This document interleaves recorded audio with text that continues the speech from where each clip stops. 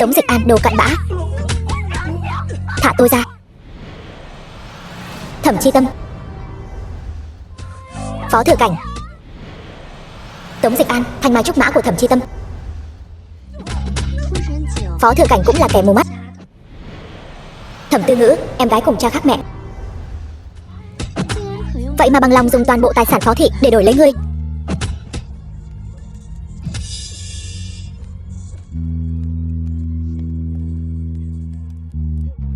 Anh sao lại ngốc như vậy hả?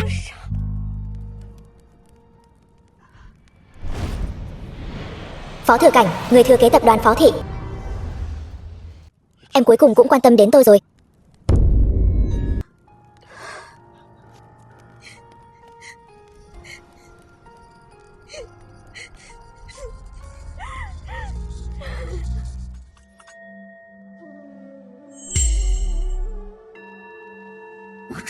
Ta trọng sinh rồi.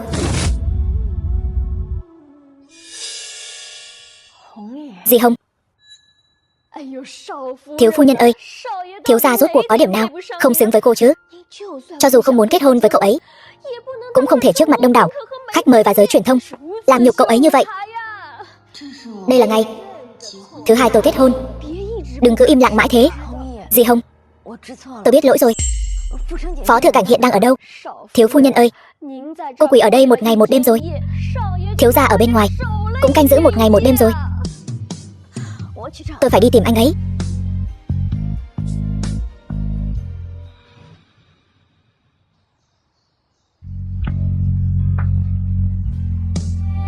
Phó Thừa Cảnh. Phó Thừa Cảnh.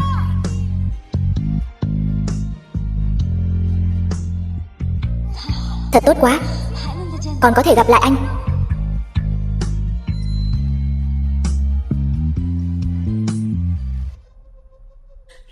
Cho dù hôm nay cưới anh, tôi cũng sẽ khiến nhà họ Phó các người gà chó không yên cho đến khi ly hôn.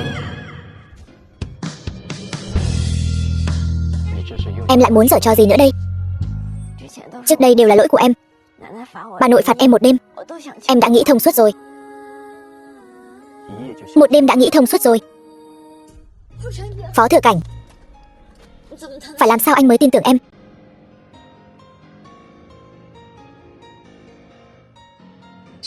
Trước tiên phải tìm được chiếc nhẫn đã.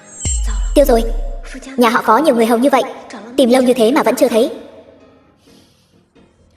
Được, em sẽ tìm được chiếc nhẫn. Anh nhất định phải tin em một lần.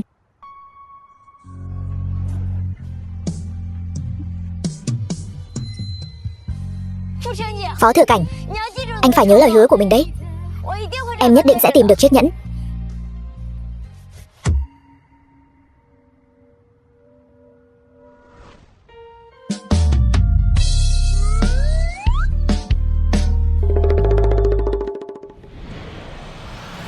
Vân Thâm, trợ lý.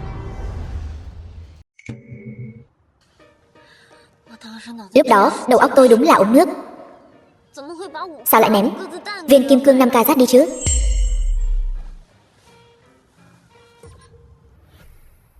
Chi Tâm, em đang tìm gì vậy? Tống Dịch An, anh đừng đến tìm tôi nữa.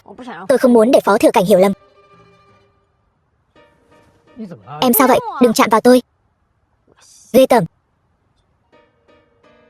Con ngu này bị điên rồi sao? Chi Tâm, em làm sao vậy? Hôm qua em còn nói muốn phá đám hôn lễ, khiến Phó Thừa Cảnh chán ghét em, để sớm ly hôn, quay lại với anh. Em không phải đã nói muốn ở bên anh mãi mãi sao? Không phải nói muốn sinh cho anh thật nhiều con sao? Anh nói nhảm. Chi Tâm, em sao đột nhiên lại thô lỗ thế này? Phó Thừa Cảnh vừa đẹp trai vừa giàu có, lại dịu dàng chu đáo với tôi. Nói thật là tôi đã hoàn toàn bị anh ấy chinh phục rồi. Đẹp trai, giỏi chuyện ấy, cả đời này tôi đã quyết định là anh ấy rồi. Chi Tâm, em chẳng phải nói sẽ giữ mình cho anh sao? Vả lại, em ở hôn lễ làm nhục hắn như vậy, hắn làm sao có thể tha thứ cho em chứ? Đúng vậy, May mà cô ta vĩnh viễn cũng không tìm được chiếc nhẫn. Ai nói em ấy không tìm được nhẫn? Nhẫn rõ ràng ở ngay đó. Sếp ơi, chiếc nhẫn này chẳng phải đã sớm ở trong tay ngài rồi sao?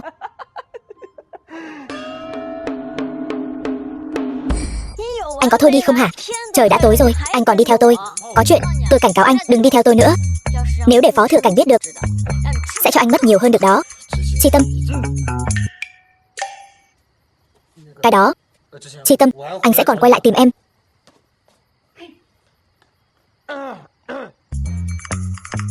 Vâng trợ lý. Thiếu phu nhân.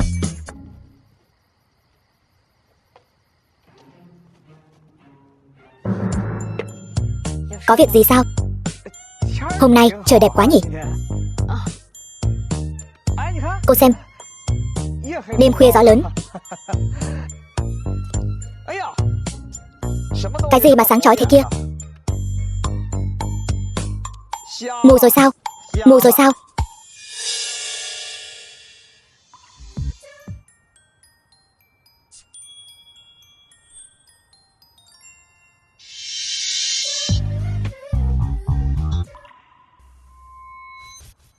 Nhiều thiên kim tiểu thư giàu có như vậy, con không cần. Cứ nhất định phải chọn cái con. Nhà đầu quê mùa không biết điều này. Bà đang nói chuyện với con đấy.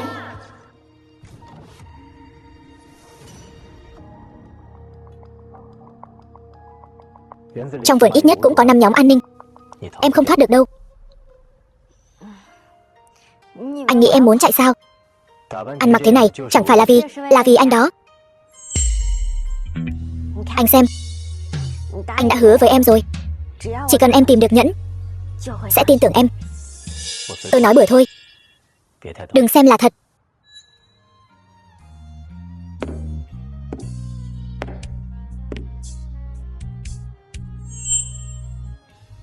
Em nghĩ đeo nhẫn vào là tôi sẽ tin em sao? Màn kịch này cũng chẳng có gì mới mẻ.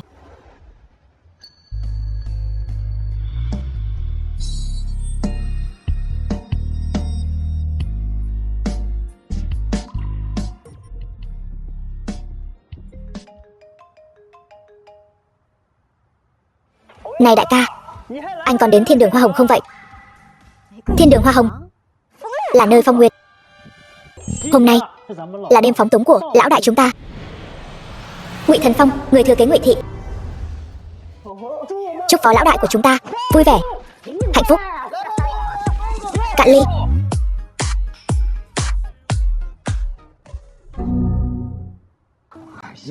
Lão đại, nhìn anh ở đám cưới bị mất mặt lớn như vậy nên gọi hai em xinh đẹp này đến. Anh lại tự uống rượu một mình, chẳng phải là phá đám sao? Không phải chứ lão đại.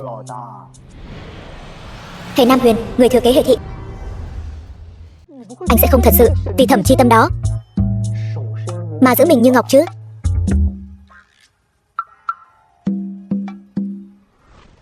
Không thấy đại ca tự mình uống rượu sao? Hiểu rồi. Phó tổng ơi. Phó tổng, uống đi. Thiếu gia, thiếu phu nhân biến mất rồi.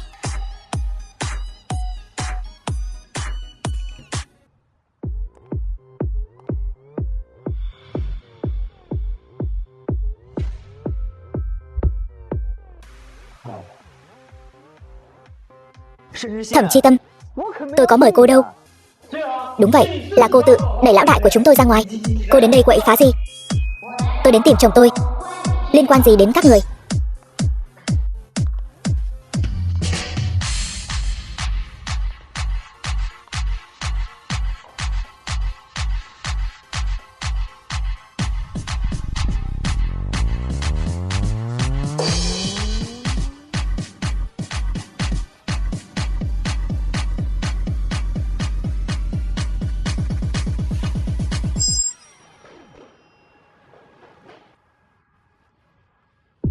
Phó thừa cảnh, anh có phải thấy hoa nhà không bằng hoa dại không?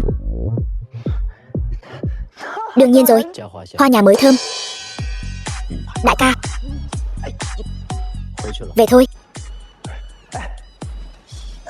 Lão đại, anh vừa đến đã đi rồi sao? Lão đại, khó khăn lắm anh mới đến đây mà.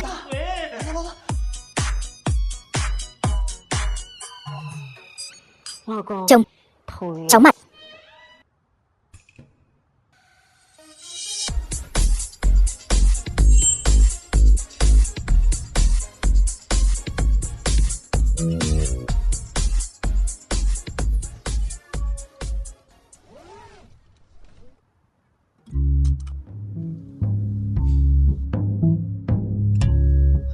Diễn vẫn chưa đủ sao?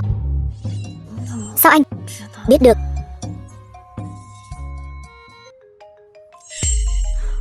Dì Hồng, nghe đi. Alo, dì Hồng. Người ở chỗ tôi. Thiếu phu nhân trước khi ra ngoài đã cắt váy ngắn cũn cỡn, nói là muốn làm trói mắt của ai đó, còn nói có bất ngờ kích thích hơn nữa. Biết rồi dì Hồng, đang trên đường về.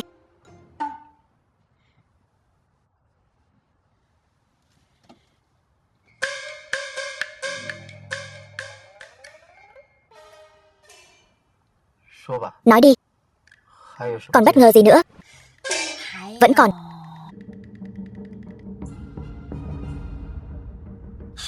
Còn nữa, thiếu phu nhân đã tháo giường của ngài rồi.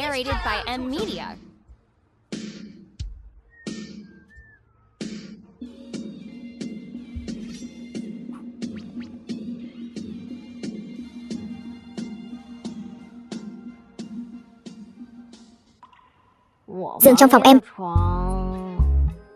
chưa tháo.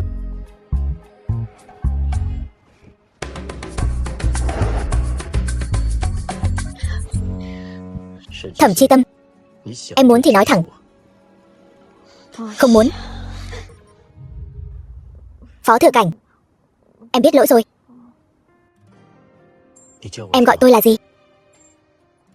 Gọi một tiếng chồng, tính mạng cũng cho em. Chồng.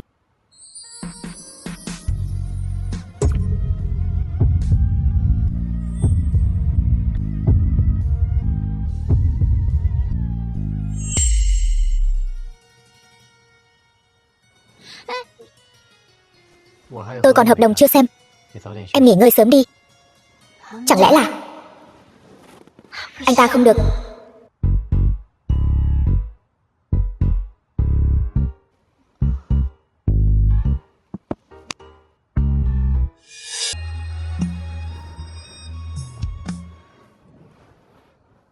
Trong mơ, tôi đã làm gì xấu với em sao?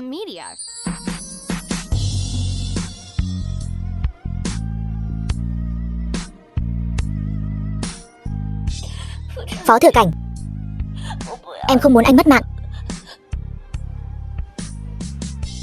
Tôi không phải vẫn ổn đây sao?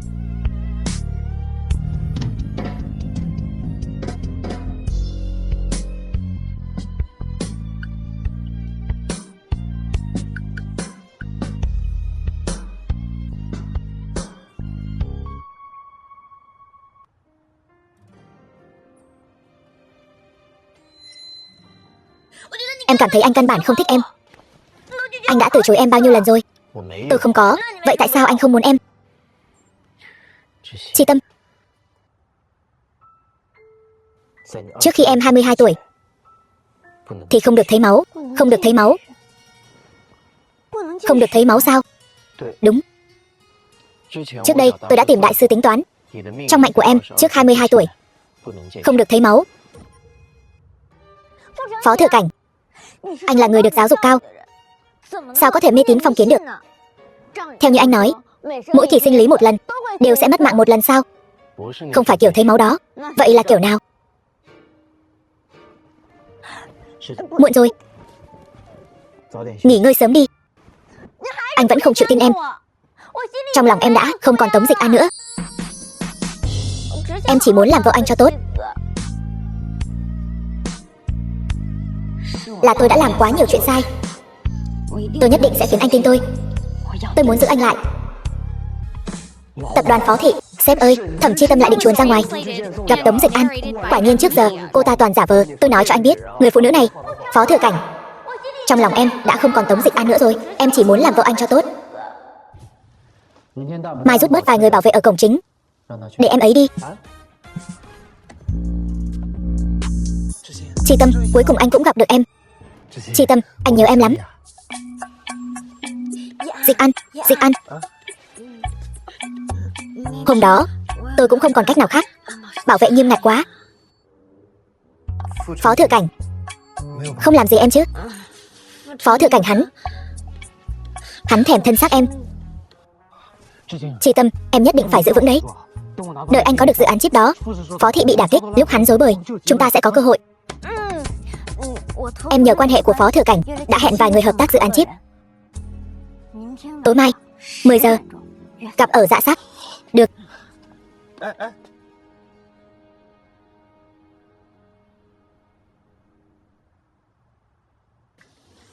Sếp ơi,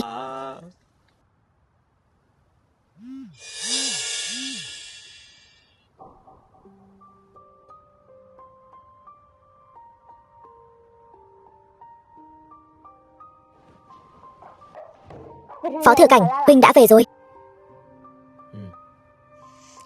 Lãnh đạm thế. Thừa Cảnh, ta có việc muốn nhờ huynh giúp. Công ty các huynh chẳng phải có một dự án chip sao? Tống Dịch An hắn, nếu nàng muốn, ta có thể cho nàng. Hắn dám trơ trẽn đi tới tận đây. Huynh nói gì? Không có gì. Nàng cứ tiếp tục đi. Hắn vậy mà muốn lợi dụng ta hãm hại huynh, dĩ nhiên phải cho hắn đẹp mặt. Nhưng mà cần huynh giúp đỡ.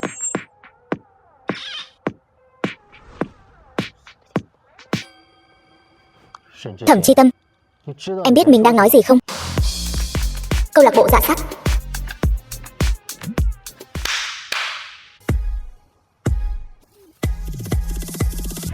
Chào buổi tối.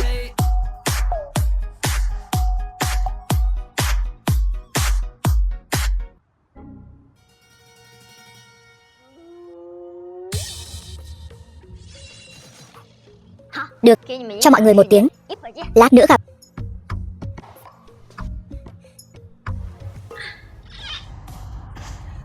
Phó Tổng, em muốn đối phó hắn thì có nhiều cách lắm. Sao em lại? Hắn muốn lợi dụng em hãm hại anh, em tất nhiên phải tương kế tiệu kế rồi.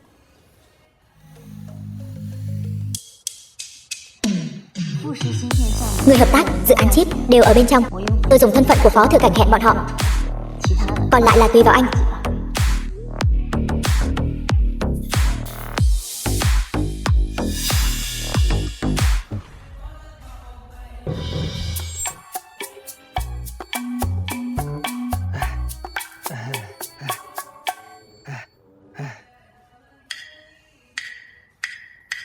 Đây chính là Tống đại công tử sao?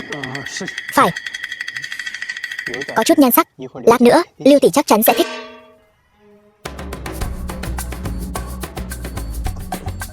Ngồi đi. Mời ngài ngồi.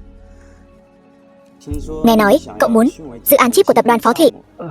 Phải. Cậu dựa vào cái gì? Chẳng phải nhờ quan hệ của chư vị đây sao? Vậy phải xem biểu hiện của Tống công tử tối nay thế nào đã. Đó là điều tất nhiên. Tôi kính mọi người một ly.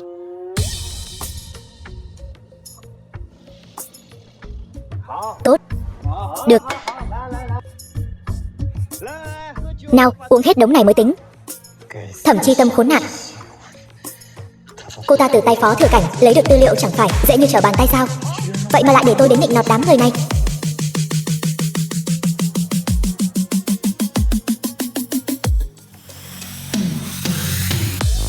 Tỉnh dậy đi. Rút thôi. Lưu tỷ, mời đi bên này. Tiểu Ken, đây là người mới cậu nói sao? Vâng. Trông cũng được, sạch sẽ. Xài thế này, còn làm ăn gì được nữa không? Chắc chắn là được.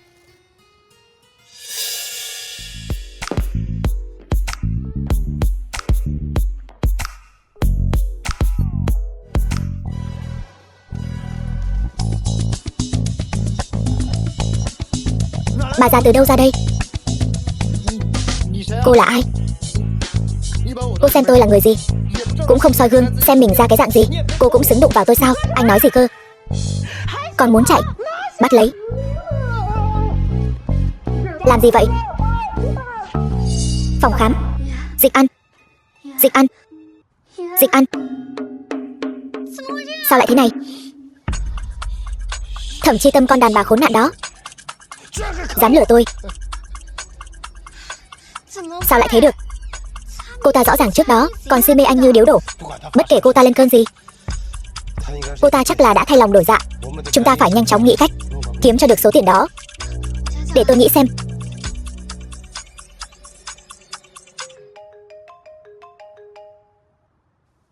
Alo mẹ. Tư Ngữ, con chạy đi đâu rồi? Ba con đi công tác về rồi đấy. Ba con đã về rồi sao? Con về ngay đây. Đợi đã. Nếu ba em mà biết chuyện thừa kế này, chắc chắn sẽ hợp tác với chúng ta. Đúng rồi. Đúng rồi. Thẩm Chi Tâm dù không quan tâm ai, cũng sẽ không bỏ mặc ba tôi đâu. Một tuần sau, Thẩm gia di sản 50 triệu.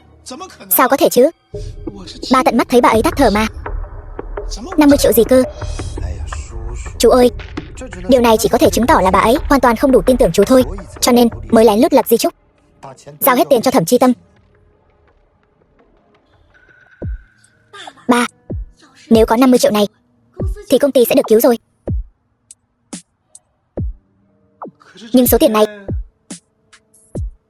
là của Chi Tâm mà, có gì đâu. Nếu không phải nhờ gia đình chúng ta thì cô ta đã mất mạng từ lâu rồi. Chúng ta còn nuôi dưỡng cô ta 20 năm trời đấy. Vậy hai người có biện pháp gì hay không? Chú, lại đây. Cái gì? Ba bị ung thư phổi rồi. Lần này ba thật sự bệnh rất nặng chị ơi. Chị mau về đi. Sao có thể như vậy được? Kiếp trước vào lúc này, sức khỏe của ba vẫn còn rất tốt mà. Chị ơi, chị mau về xem ba đi. Được. Ba. Tư Ngữ, có phải con đã nói gì với chị con không? Ba, nhà đã như vậy rồi, tại sao còn giấu chị ấy? Ba, chuyện lớn như vậy, tại sao ba không nói cho con biết? Chị, thật ra thì ba không cho tôi nói với chị. Ba, phó gia có bệnh viện, con sẽ nói với Phó Thừa Cảnh một tiếng, nhờ anh ấy mời bác sĩ giỏi nhất chẩn đoán cho ba. Ba tự lo được, sao có thể làm phiền Thừa Cảnh chứ? Chị ơi, chị mau khuyên ba đi. Ba, chị cũng mới về mà. Hai người có chuyện gì thì cứ từ từ nói. Chị khuyên ba cho đàng hoàng nhé.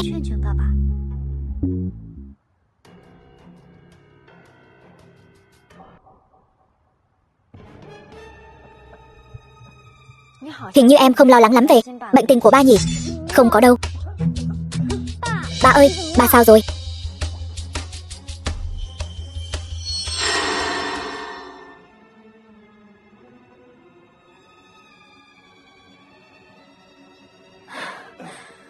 Các người cho tôi uống cái gì vậy?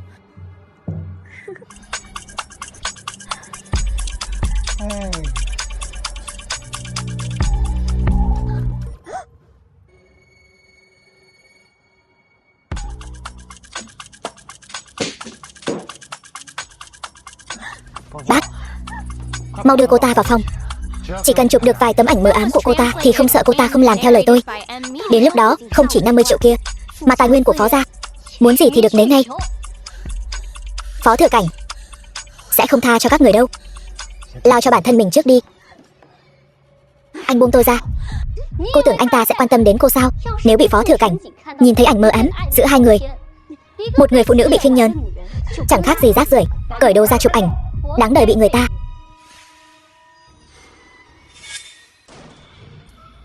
Dịch Ăn, mau mở cửa ra. Thẩm Chi Tâm, cô dám bày mưu tính kế tôi, khiến tôi suýt bị đám kia hại thảm. Anh muốn làm gì? Thẩm Chi Tâm, dù anh ta có yêu cô đến mấy, cũng không thể chấp nhận được cô. Từ trong ra ngoài đều dơ bẩn rồi. Chỉ cần cô sinh con, tiên sinh đó sẽ cho một phần quà lớn đó. Tiên sinh là ai? Đợi tôi xử lý cô xong đi. Còn giờ thì cứ làm đứa trẻ tò mò đi.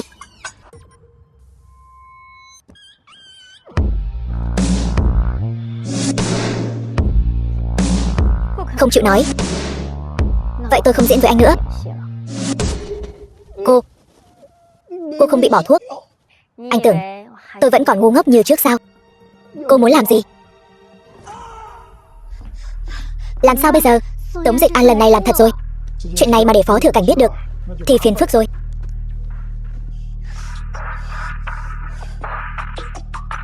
Sẽ không đâu. Chi Tâm nhất định không dám nói với Phó Thừa Cảnh đâu. Ai nói vậy? Phó Thừa Cảnh sắp đến rồi. Cô, sao cô lại? Các người đừng tưởng tôi uống tách trà đó nhé. Nếu không phải vì có một người mẹ kế mưu mô xảo quyệt và em gái, còn có một người cha chẳng coi tôi ra gì. Cha ơi, trong căn nhà của chính mình mà còn không dám uống trà đấy. Cô nói chuyện với cha cô kiểu gì vậy? Tôi không có một người cha như vậy. Cô nói thêm câu nữa xem. Tôi đã cho ông cơ hội cuối cùng rồi. Tất cả tình cha con của chúng ta, từ lúc các người khiêng tôi vào phòng, đã không còn. Đồ con gái bất hiếu.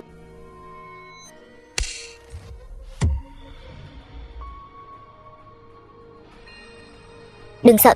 Sao giờ anh mới tới? Đi lùng sục mấy thứ này cho em đấy. 1 tiếng đồng hồ mà muốn nhiều tư liệu thế này. Thời gian em cho tôi không có mấy dư giả đâu. Các người thả tôi ra. Thả tôi ra. Mẹ, các người muốn làm gì? Lý Ngọc Quyên, mẹ kế của Thẩm Chi Tâm. Tiện nhân. Sếp ơi, không xong rồi. Người đàn ông trong phòng bỏ chạy rồi. Đuổi theo. Vâng. Mau thả tôi ra. Các người là ai? Đồ con gái bất hiếu. Bảo bọn họ thả tôi ra ngay. Thẩm tiên sinh, nhìn cho rõ đi. Chúng ta căn bản không có quan hệ huyết thống, nên đừng gọi tôi là con gái bất hiếu nữa. Tôi đã đánh giá thấp cô rồi. Tôi nuôi cô 20 mấy năm. Cô dám điều tra tôi? Được lắm. Tôi sẽ nói cho cô biết. Thẩm Chi Tâm, cô biết cô là ai không? Nghiệt chủng. Cô là nghiệt chủng. Ông nói gì? Lúc trước nếu không phải ta đồng ý kêu mang mẹ ngươi, cho mẹ ngươi một danh phận, ngươi có thể sống đến bây giờ sao? Còn gả vào hào môn, làm thiếu phu nhân. Lúc trước nếu ta biết ngươi như vậy, ta đã bóp nát ngươi rồi. Leo lên được cái cây đại thụ họ Phó này, nhưng lại chẳng có ích gì. Thẩm Sinh Hải, ngươi chưa từng coi ta là con gái ruột của ngươi sao? Ta gọi ngươi là cha 20 mấy năm rồi. Chưa bao giờ cả. Bảo hắn đừng nói nữa. Ngươi làm gì vậy? Không biết đây là phạm pháp sao? Chi Tâm, ba nói đều là lời nói lúc tức giận thôi. Dù sao chị cũng mang họ Thẩm. Xin hãy tha cho chúng tôi. Chúng ta vẫn là một gia đình. Tự các ngươi chọn đi. Muốn vào trong tù bao lâu? Sắp này đủ cho các ngươi đi tù mọt không? Thẩm Sinh Hải, chưa tính đến việc trốn thuế, cạnh tranh không lành mạnh liên tiếp xảy ra. 3 năm trước, lái xe khi say rượu, gây tai nạn rồi bỏ trốn. Lý Ngọc Quyên, sự cố y tế tại thẩm mỹ viện của ngươi không dưới 3 vụ. Thẩm Tư Ngữ, bắt nạt học đường khiến người ta tàn tật, vu khống, lừa đảo. Sấp này của 3 người nhà các ngươi. Sấp này của Tống Dịch An. Xã hội pháp trị, hiểu không? Khoa cấp cứu.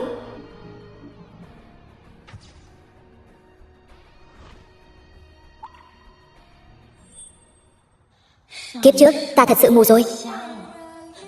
Có trai tốt lại không cần. Cái phòng bệnh này đang làm gì vậy? Mới ở 1 ngày đã dọn đồ ra ngoài.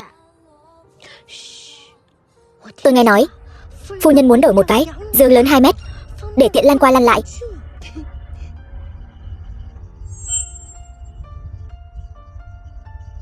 Nàng tỉnh rồi. Lên giường ngủ đi. Nào có người nhà đi cùng bệnh nhân ngủ chung một giường chứ? Ta đây không phải là sót chẳng sao?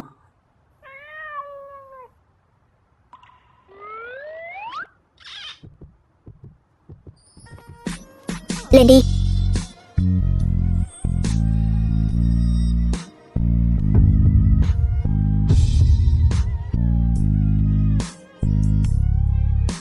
Phó Thừa Cảnh, tại sao lại đối với ta tốt như vậy? Bây giờ mới thấy ta tốt. Trước đó còn nói ta ép buộc nàng, nói ta là trước kia là ta không hiểu chuyện, không cho phép nói nữa.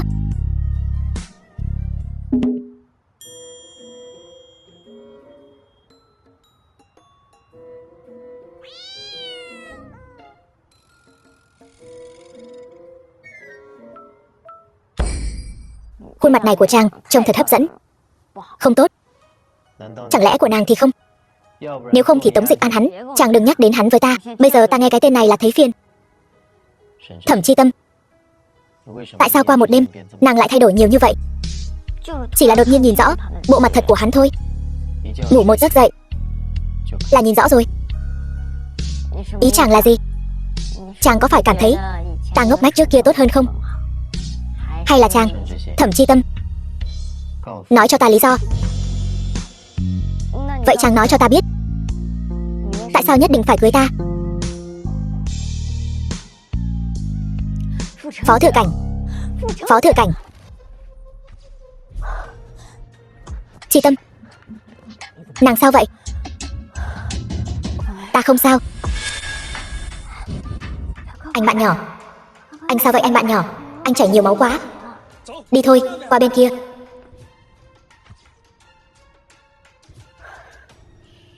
Kỳ lạ thật. Em hình như vừa mơ một giấc mơ. Em mơ thấy anh lúc trẻ.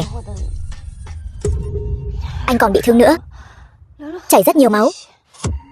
Chuyện 9 năm trước. Em ấy sắp nhớ lại rồi sao? Đừng nói nữa. Hãy phối hợp làm kiểm tra trước đã. Tạm thời chưa thấy gì bất thường, nhưng cấu trúc hồi hải mã của não người rất phức tạp. Không loại trừ khả năng phu nhân do va vào đầu, não bị kích thích, bắt đầu dần dần nhớ lại những chuyện đã quên trước đây. Vậy có cách nào có thể khiến cô ấy khôi phục trí nhớ chậm lại không? Phu nhân hiện tại có thể xuất viện bất cứ lúc nào. Chỉ là phu nhân đã bắt đầu dần dần khôi phục trí nhớ rồi, không kéo dài được bao lâu nữa.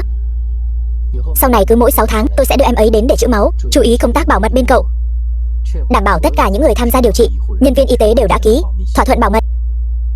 Chuyện trữ máu giữ kín trong bụng cho tôi. Nếu cần, tôi sẽ thông báo cậu đến lấy máu. Được.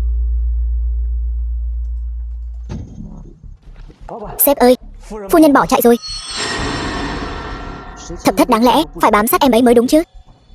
Thập Thất là vệ sĩ ngài đặt bên cạnh phu nhân sao? Trước tiên về Mai Viên. Xin chào, số máy quý khách vừa gọi.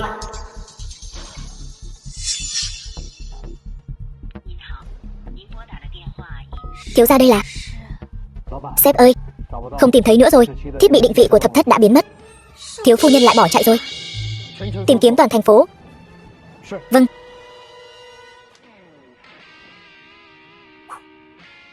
Thiếu phu nhân, cô đây là... Em có thể giải thích. Thập Thất, ông chủ, đừng trách Thập Thất, đều tại em. Sáng sớm, em chạy ra khỏi bệnh viện. Sau đó... Không đúng, tôi phải tìm người giúp tôi. Thập gì nhỉ? Thập Tam. Thập Tam. Thập Tứ. Thập Thất. Thập Thất. Thập Thất. Cô mau ra đây, tôi có việc tìm cô. Không ra phải không? Tốt. Thấy bức tường đó không? Nếu cô còn không ra, tôi sẽ tông vào bức tường này cho thủng một lỗ lớn. Cô ra không?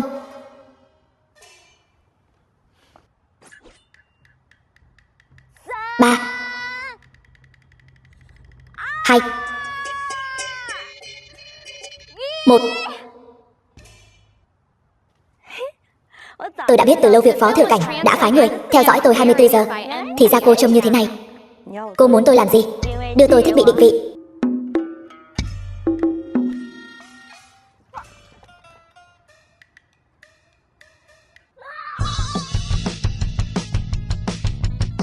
Thập Thất, cô đứng lại đó cho tôi. Cô có mệt không? Lại đây. Không đuổi nữa. Tới đây. Đưa cho tôi. Đưa cho tôi. Đưa cho tôi. Rồi bỏ dậy. Em có biết tắt thiết bị định vị nguy hiểm đến mức nào không? Bất ngờ em dành cho anh đây. Thật tuyệt vời. Thiếu phu nhân thực sự đã nghĩ thông rồi. Sáng sớm trốn khỏi bệnh viện chính là vì bận rộn việc này sao? Đúng vậy. Tuy chúng ta đã tổ chức hôn lễ, nhưng giấy chứng nhận vẫn chưa lấy. Người đàn ông tốt ngàn năm có một như anh, em đương nhiên phải nhanh chóng giữ chặt bên mình rồi.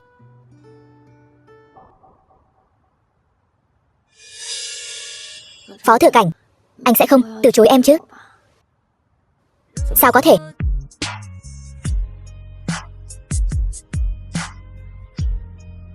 Anh rất vui. Cuối cùng em cũng đã để ý đến anh rồi. Cục đăng ký kết hôn.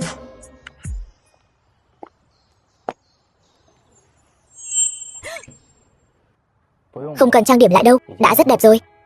Em đây không phải là lần đầu đi đăng ký kết hôn sao? Tất nhiên phải có căng thẳng rồi. Giờ đã sẵn sàng chưa? Sẵn sàng rồi. Đi thôi. Hỏng bét rồi. Lấy giấy chứng nhận có cần phải đặt lịch trước không? Đã đặt lịch rồi. Đặt lịch khi nào? Sao anh biết? Hôm nay chúng ta sẽ đến lấy giấy chứng nhận.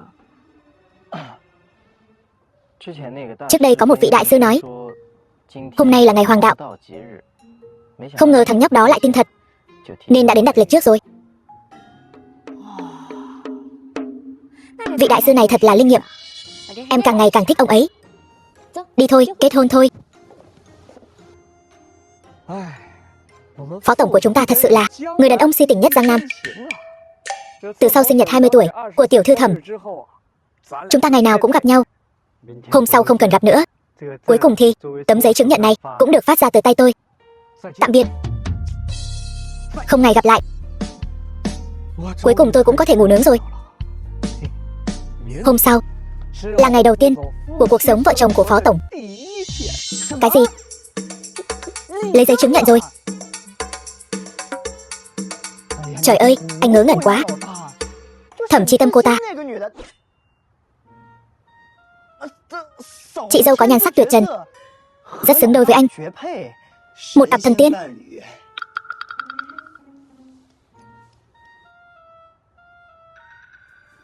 Đẹp thì có ích gì? Anh nên ly hôn sớm đi. Cô ta diễn nhiều vở kịch như vậy mà anh vẫn tin cô ta sao? Lỡ đâu lại giống như ở đám cưới, khiến anh mất mặt thì sao? Sao cậu lại nhắc đến chuyện đó chứ? Tôi chỉ muốn thông báo với các cậu một tiếng, từ giờ đừng gọi tôi đến mấy chỗ ăn chơi này nữa. Đại ca. Đi luôn rồi sao? Đại ca. Đều tại cậu. Cậu nói linh tinh gì vậy? Khiến đại ca giận bỏ đi rồi. Cả ngày om sòm. Con vội gì chứ? Lần đám cưới trước, bà đã hứa với Thừa Cảnh sẽ cho con bé này thêm một cơ hội nữa, thêm một thời gian nữa. Cái đuôi cáo của nó sẽ lộ ra thôi. Con vội gì chứ? Bà nội, bà không biết đâu.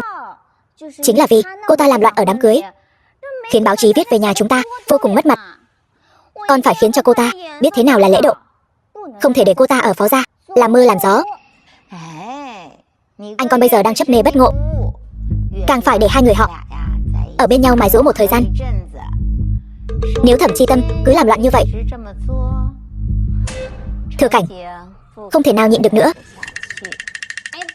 Không được, bây giờ con không nhịn được nữa rồi. Con nhất định phải để cô ta ngay lập tức hiện nguyên hình. Bà nội. Được rồi, đứa trẻ này. Bà nội, Chi Tâm đến thăm bà.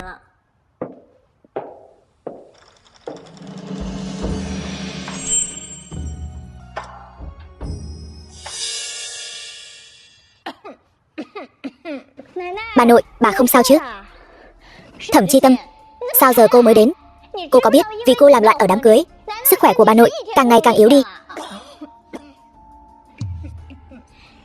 Nếu cô biết điều thì chủ động ly hôn với anh tôi, rời khỏi Phó gia. Bà nội, chuyện ở đám cưới là con không đúng, khiến bà buồn lòng. Cũng là lỗi của con sẽ nghĩ cách bù đắp. Nhưng ly hôn với Phó Thừa Cảnh không thể nào. Cô đừng có không biết điều. Cô tưởng cô là...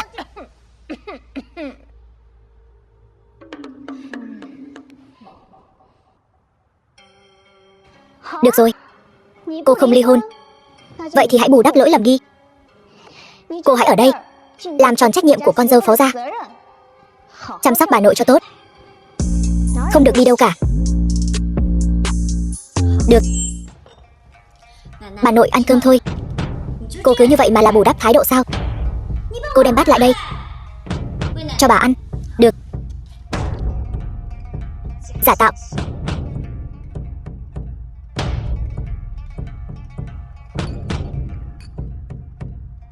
Lề mề, chuyện nhỏ thế này cũng không làm được. Cô dựa vào cái gì mà gả cho anh tôi? Không sao đâu bà. Sao cô không biết tránh? Cô lại ở đây giả vờ đáng thương phải không? Vân Châu, con quá đáng rồi. Dáng vẻ đại tiểu thư của Phó gia đâu mất rồi?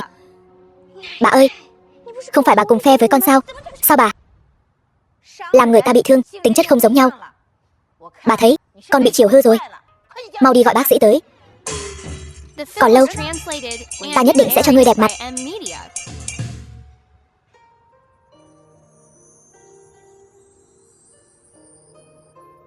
Thằng bé vì ngươi. Kiếp trước, lúc mất mạng, ngay cả thầy cũng không có. Lão phu nhân, lão phu nhân, cả Phó gia đều bị ngươi hủy hoại. Giờ thì ngươi hài lòng rồi chứ? Cô không thấy uất ức sao? Không thấy Vân Châu làm quá đáng sao? Đây tính là cái gì? Con có lỗi với Phó gia. Nào chỉ có hôn lễ đó. Uất ức thì chưa nói đến. Con biết Vân Châu là xót xa Thừa Cảnh, trách con trước đây. Không biết điều. Thôi được rồi, không ăn nữa. Cô cũng biết, con bé cố ý giày vào cô. Còn tôi cũng không bệnh, không muốn ăn nhạt nhẽo thế này. Thật sao? Vậy con sẽ đưa bà đi. Bà ơi, xong chưa?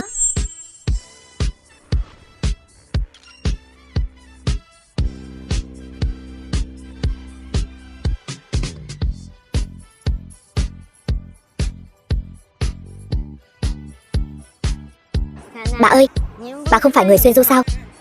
Có phải đã lâu không được ăn khẩu vị này phải không? Nhà hàng lẩu. Bà ơi, bà nếm thử xem có phải vị này không?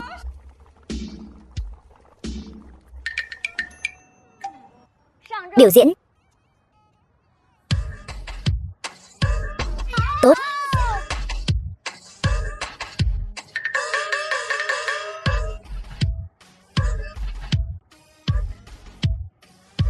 Hay lắm. Nào, lên rượu.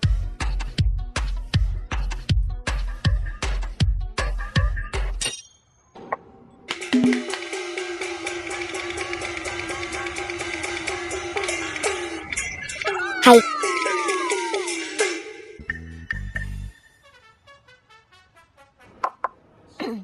Bà ơi, bà ăn xong rồi chứ? Tốt. Vậy cho 2 ly trà sữa khoai môn trân châu.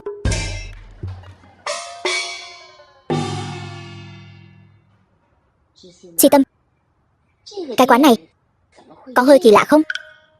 Uống trà sữa không, không được sao? Lại còn thêm cái gì trân châu nữa? Bà ơi, đây là trà sữa khoai môn trân châu. Phải có trân châu chứ? Thử xem.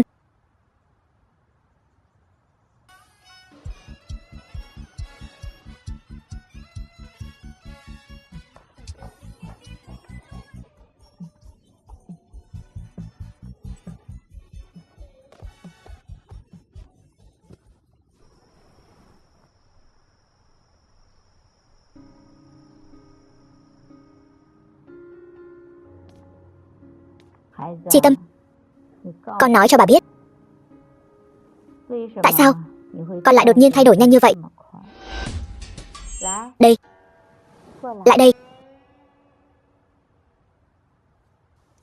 Bà, Phó Thừa Cảnh anh ấy thật sự rất tốt với con, không muốn làm khó anh ấy nữa. Thừa Cảnh đối tốt với con, không chỉ tốt mỗi việc đó đâu. Bà ơi, anh ấy còn làm gì cho con mà con không biết sao? Con muốn biết sao thì lên đây với bà. Bà ơi,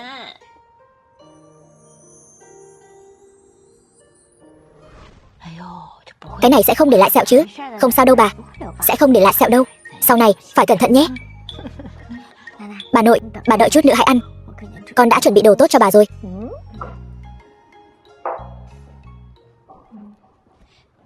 Bà nội, bà không phải nói là cho cô ta một bài học nhớ đời sao? Sao bà lại? Vân Châu, con đừng quá đáng nữa. Bà thấy, Chi Tâm này, lần này đã thật lòng sửa đổi rồi. Bà nội, con đã đặt mua một ít đồ chua cho bà, để bà ăn kèm với cháo. Tốt. Cô cũng nếm thử đi. Không dễ đặt phải không? Dễ đặt mà. Bà mau nếm thử đi, ngon lắm đấy. Tôi không thèm ăn đồ của cô.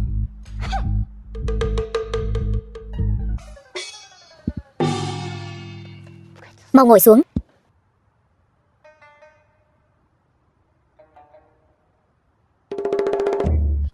Lát nữa dẫn bà đi chơi ở đâu vậy? Hôm nay chúng ta đi vận động tay chân một chút. Ý gì vậy? Thẩm Chi Tâm, tôi sẽ cho cô cười thêm một lúc nữa. Anh tôi sắp về rồi. Xem tôi sắp xếp một màn kịch hay cho cô. Bà nội, bà một cái, con một cái. Bà cần nó làm gì? Đồ nho nhỏ của các cặp đôi, để dành cho Thừa Cảnh đi. Đây là do hai chúng ta làm, đưa cho anh ấy làm gì? Cầm lấy, hai chúng ta tận hưởng quá trình là được rồi. Bà nội, khá muộn rồi, con xin phép về nghỉ ngơi trước.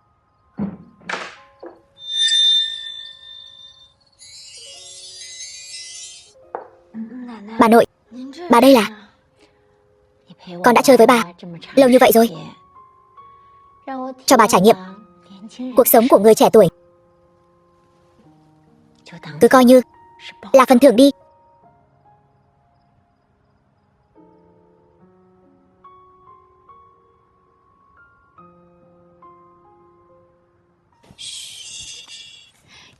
Có người hẹn cô Mai 3 giờ chiều gặp mặt. Cô Vân Châu sau 3 giờ chiều mới quay lại. Nếu cô muốn ra ngoài thì chú ý thời gian nhé. Tôi đảm bảo tuyệt đối sẽ không nói ra ngoài đâu.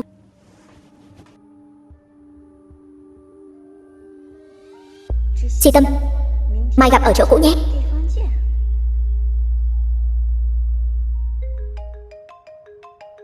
Phó Vân Châu, anh, sao anh chưa về? Thẩm Chi Tâm đã chạy mất rồi. Phó Vân Châu, anh về rồi. Rốt cuộc là chuyện gì vậy? Anh, em nghe nói anh đi công tác nên muốn đón Thẩm Chi Tâm đến đây để vun đắp tình cảm. Ai ngờ cô ta mới ngoan ngoãn được một ngày. Em nghe người làm nói Thẩm Chi Tâm cầm mảnh giấy, không nói một lời, lái xe bỏ chạy rồi. Em ấy đâu rồi? Còn có thể đi đâu nữa? Đến chỗ Tống Dịch An rồi chứ đâu. Anh hung dữ với em làm gì? Anh không phải là không biết trái tim của Thẩm Chi Tâm này căn bản không đặt trên người anh. Đừng nói những điều này với anh. Vân Châu, cháu làm bà thất vọng quá. Bà nội, Thẩm Chi Tâm đã cho bà uống bố mê thuốc lú gì rồi? Sao bà lại tin tưởng cô ta như vậy? Bà nội, Thừa Cảnh, sao anh lại về rồi? Tiếc thật, không mua phần cho anh rồi. Cái gì đây? Trà sữa. Đến nếm thử đi.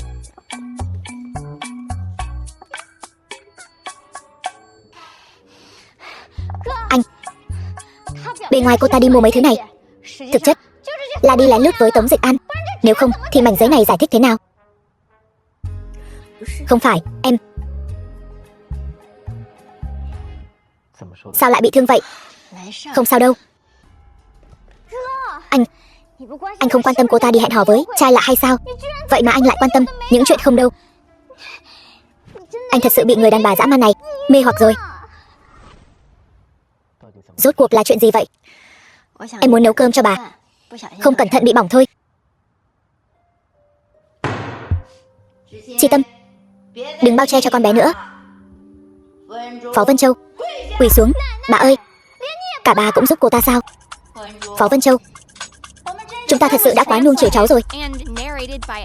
Mấy năm nay, anh cháu đã chịu bao nhiêu khổ cực, có lần còn suýt mất mạng. Cháu thì hay rồi, được nuông chiều trong nhà, bây giờ càng ngày càng không biết phép tắc. Quỳ xuống.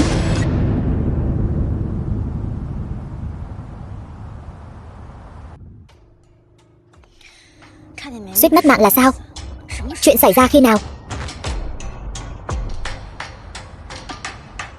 Vân Châu, tại sao em chắc chắn như vậy? Mảnh giấy là do Tống Dịch An đưa. Chuyện này có liên quan đến em phải không? Anh đừng vu oan em. Ngoài Tống Dịch An, có khả năng đưa giấy cho Chi Tâm, còn có thể là ai nữa? Anh đừng trách em nói lời cay nghiệt. Biết đâu Thẩm Chi Tâm đã cắm cho anh bao nhiêu cái sừng rồi. Vân Châu, cho cháu cơ hội cuối cùng.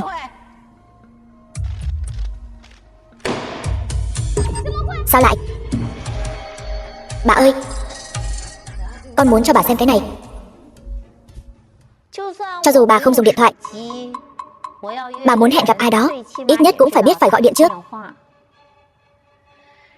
Ai lại ngu đến mức đưa giấy vào nhà? Chữ trên này không phải của cháu thì của ai?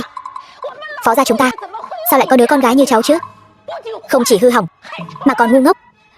Bà ơi, cháu Tống Dịch An hiện là tội phạm bị truy nã, làm sao lén lút với chị dâu em được? Tội phạm truy nã. Vậy nên anh trở về là vì cô ấy bị thương. Trở lại Chicago tiếp tục việc học của em đi. Bà ơi, không có sự cho phép của anh, em không được quay lại. Em nói xem, Vân Châu gọi em về nhà cũ thì có thể có chuyện gì tốt chứ? Em không sao đâu. Sao em ngốc thế? Bác sĩ nói rồi, em chỉ bị thương nhẹ thôi, sẽ không để lại sẹo đâu.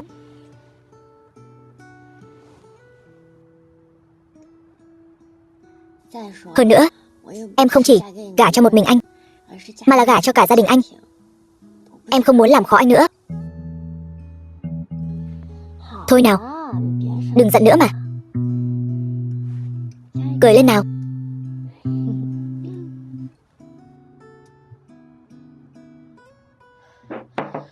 Thiếu gia, phu nhân tới rồi.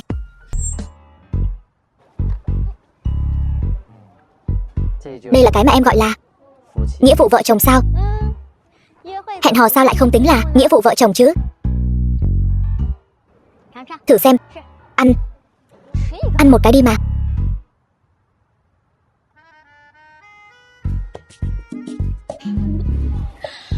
Phó Thừa Cảnh ơi Phó Thừa Cảnh, tuy anh đường đường là tổng tài Phó thị, nhưng những món ngon trần gian này chắc chắn anh chưa từng được ăn.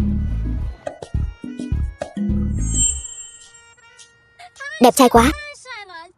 Anh đẹp trai lạnh lùng, thế mà đã có bạn gái rồi. Thật đáng tiếc. Cũng chưa chắc, có thể chỉ là em gái thôi. Không hỏi sao biết được. Cũng đúng, đẹp trai như vậy, cho dù có bạn gái tôi cũng phải đào tường. Đi thôi. Chào anh đẹp trai, tôi muốn mượn anh một thứ được không? Mượn gì? Tay tôi lạnh quá, có thể mượn anh.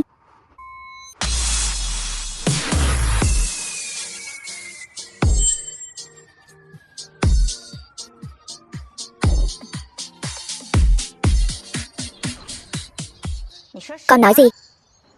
Chi Tâm là đứa trẻ 9 năm trước sao? Vâng mẹ, Thẩm Chi Tâm chính là đứa trẻ nhà họ Cung. Sao có thể? Đứa cháu dâu mà mẹ đã nhận định lại là người nhà họ Cung. Ông nội và cha con mất sớm, một tay con gánh vác cả Phó gia. Thừa Cảnh, từ trước đến nay con chưa từng làm bà thất vọng. Vậy mà con lại cưới con gái nhà họ Cung, còn bảo bà giữ gìn tín vật của nhà họ Cung. Thật hoang đường. Hoang đường. Phó gia chúng ta và Cung gia âm thầm đấu đá mấy chục năm rồi. Chẳng lẽ con không biết Cung gia làm việc không từ thủ đoạn, Bọn họ chính vì vậy con mới muốn giữ Chi Tâm bên cạnh. Bà cũng thích đứa nhỏ Chi Tâm này. Nếu chỉ là đối thủ cạnh tranh đơn thuần thì thôi. Cung gia dù sao cũng biến mất mười mấy năm rồi, nhưng con gái nhà họ Cung sớm muộn gì cũng mất mạng. Chẳng lẽ con không biết? Bà nội, chẳng lẽ bà nội chỉ để ý đến thể chất của Chi Tâm, lại bỏ quên những phẩm chất khác đã từng khiến cho bà yêu quý em ấy sao?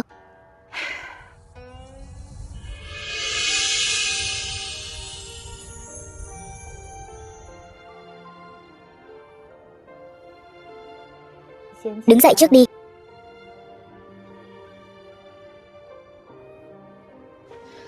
Mẹ biết 9 năm trước là Thẩm Chi Tâm cứu con, nhưng con muốn báo đáp nó có rất nhiều cách.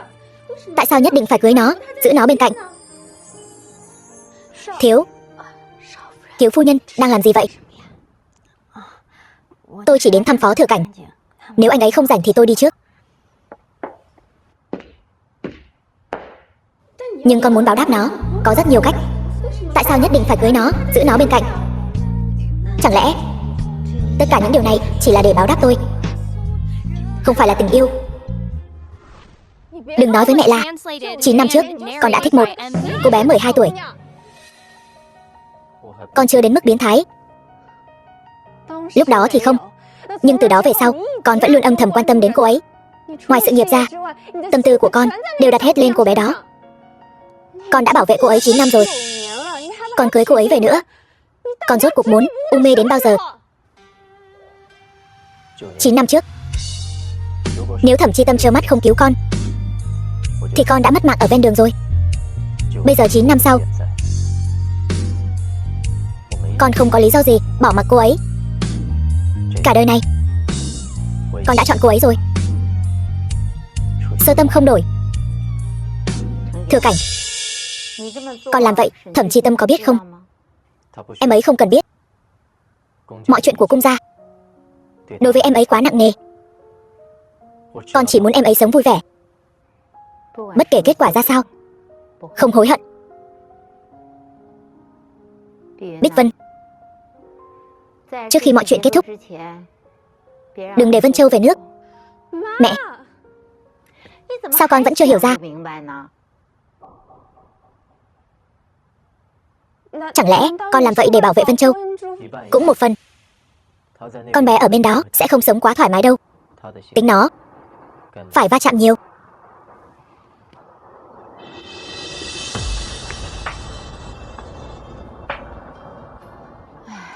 Chi Tâm là một cô gái tốt. Đúng vậy bà nội. Thiếu phu nhân. Di Hồng, thiếu phu nhân của tôi, có chuyện gì vậy? Lại đây. Tôi nghe thấy hết rồi. 9 năm trước, lần Phó Thừa Cảnh bị thương, suýt mất mạng, là do nhà họ Cung làm đúng không?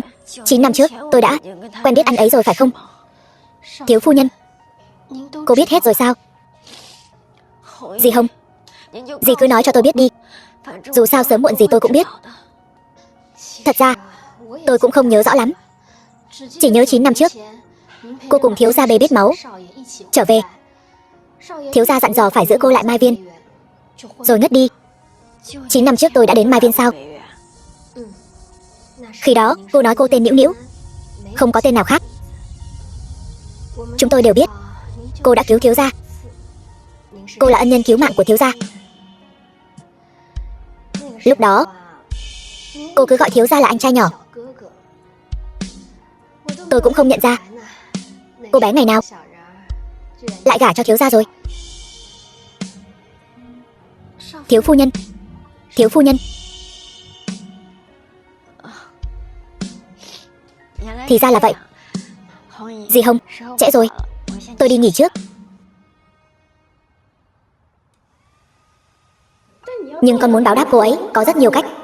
Tại sao nhất định phải cưới cô ấy, giữ cô ấy bên cạnh? Chúng tôi đều biết cô đã cứu thiếu gia nhà tôi. Cô là ân nhân cứu mạng của thiếu gia. Tôi là ân nhân cứu mạng của anh ấy.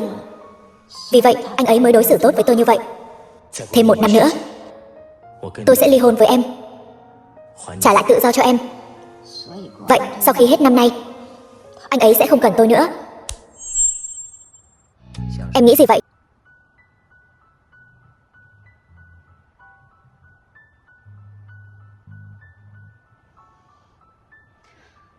Phó Thừa Cảnh,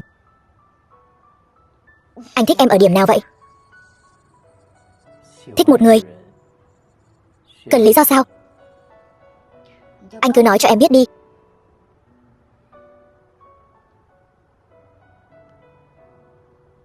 Nghỉ ngơi sớm đi.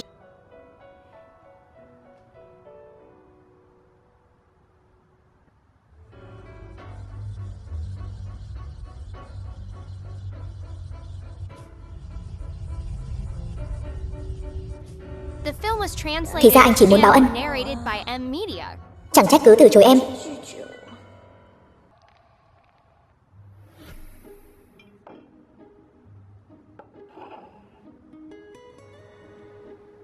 Khi nào thì biết nấu cơm vậy? Học từ gì Hồng đó? Lại đây ngồi đi chồng.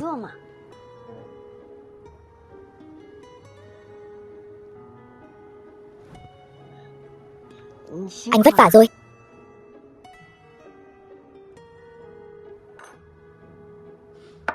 Sao? Sao vậy? Em tốt với anh quá.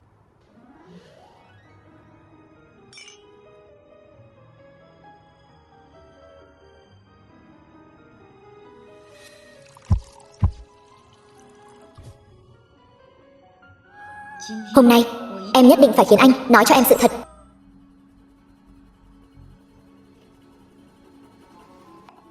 Em uống ít thôi. Không sao, mới 7 độ. Em có không biết uống, cũng không đến mức 1 ly đã say. Anh xem.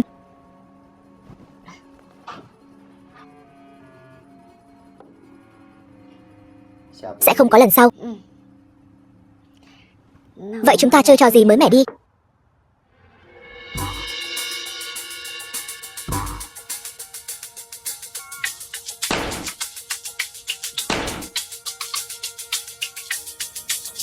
Anh không chơi, khó lắm mới có được một lần. Anh cứ chơi đi. Anh không biết chơi thì càng phải thử cho biết.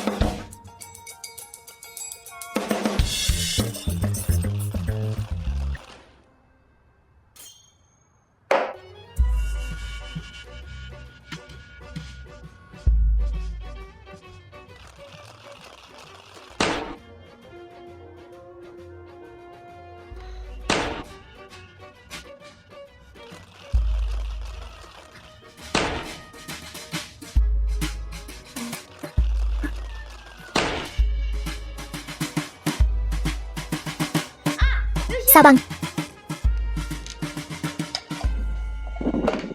Mở. Uống.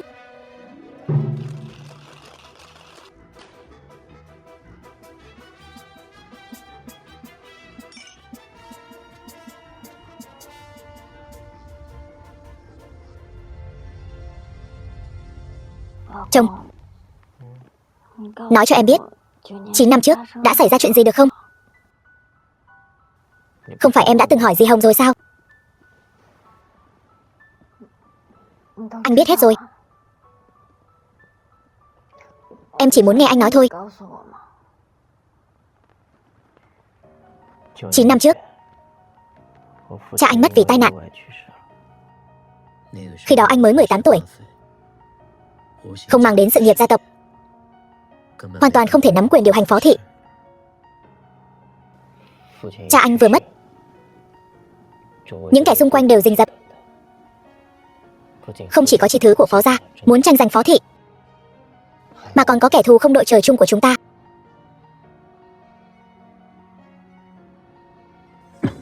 Anh gì ơi, anh bị sao vậy?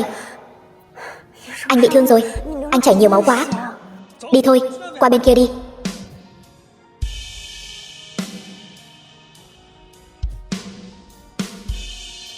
Vì vậy bà nội nói anh lần đó suýt mất mạng. Chính là lần đó. Là lần đó bọn họ không buông tha anh. Thậm chí còn suýt hại anh mất mạng. Khi anh ở bệnh viện, em thường đến thăm anh, lại cứu anh một lần nữa. 9 năm trước, có người lấy mạng người kìa. Lấy mạng người rồi, có ai không? Trí nhớ của anh cũng bị mất một phần vì chuyện này. Không sao rồi, mọi chuyện đã qua rồi. Vậy tất cả mọi chuyện đều là vì em đã cứu anh phải không? Sao anh lại đối xử tốt với em như vậy? Tại sao anh lại cưới em? Không phải, em đã nói rồi mà. Trước đây em ngu ngốc và tệ hại như vậy, anh lại tốt như thế. Sao có thể thích em được?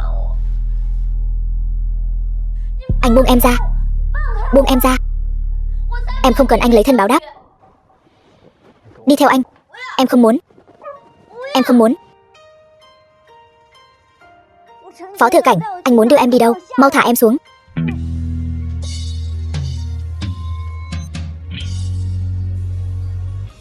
Anh muốn làm gì?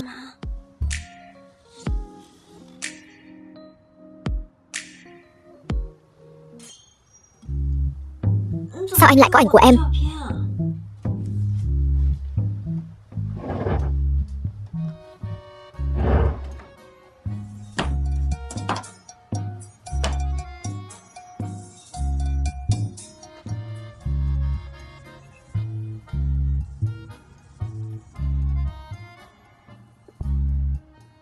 Quái gở.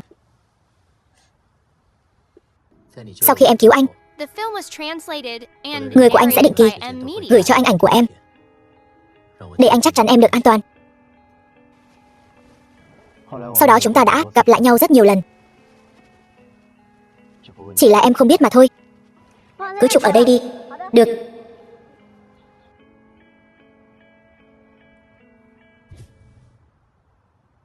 Giờ đã biết câu trả lời rồi thì đừng suy nghĩ lung tung nữa. Vậy sao anh không nói cho em biết sớm hơn?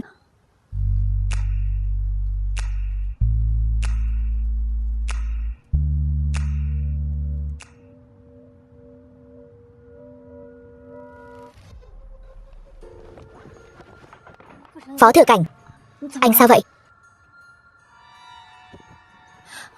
Để em giúp anh. Anh đợi một chút, em đi lấy nước.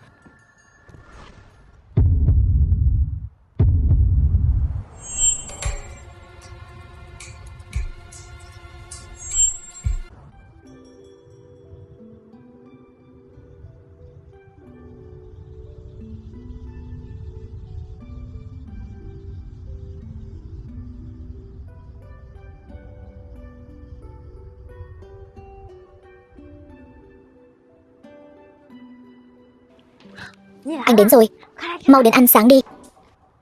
Sao hôm qua em lại làm vậy? Anh đã nói với em đừng vội mà, sao em không nghe anh chứ?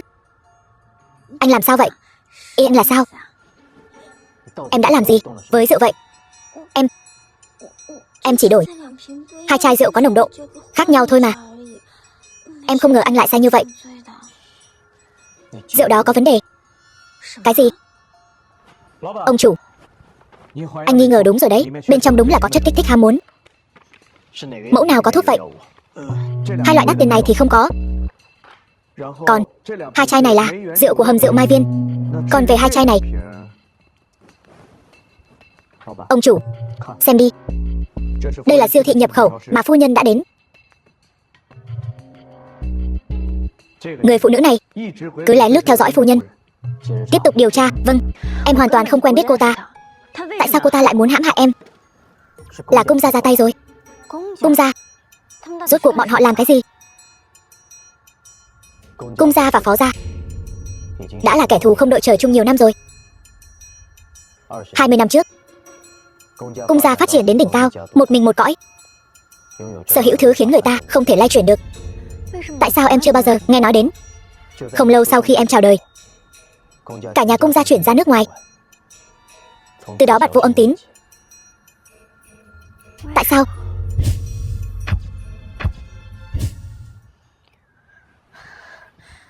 Chẳng lẽ có liên quan đến thể chất đặc biệt của em? Nhưng tình hình cụ thể anh cũng không rõ. Anh chỉ biết bọn họ cần máu của em. Ngụy Thiếu, việc anh giao cho em đều đã làm xong. Không phải là nên thưởng cho em một chút sao?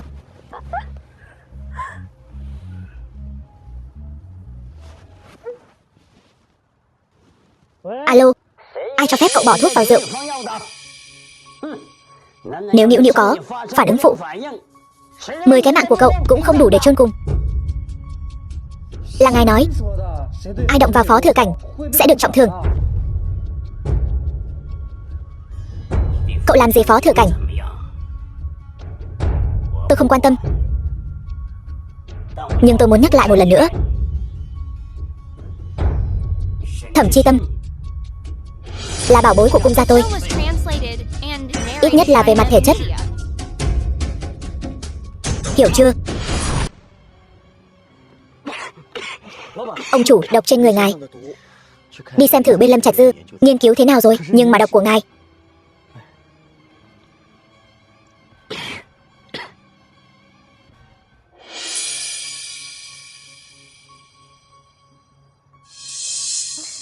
phu nhân, dùng trà chiều đi. Ta bây giờ cao quý đến mức phải ăn nhiều thứ thế này sao? Phu nhân, cô gầy thế này rồi, vẫn nên tĩnh dưỡng thì hơn. Nếu không chúng tôi cũng khó mà gánh vác trách nhiệm.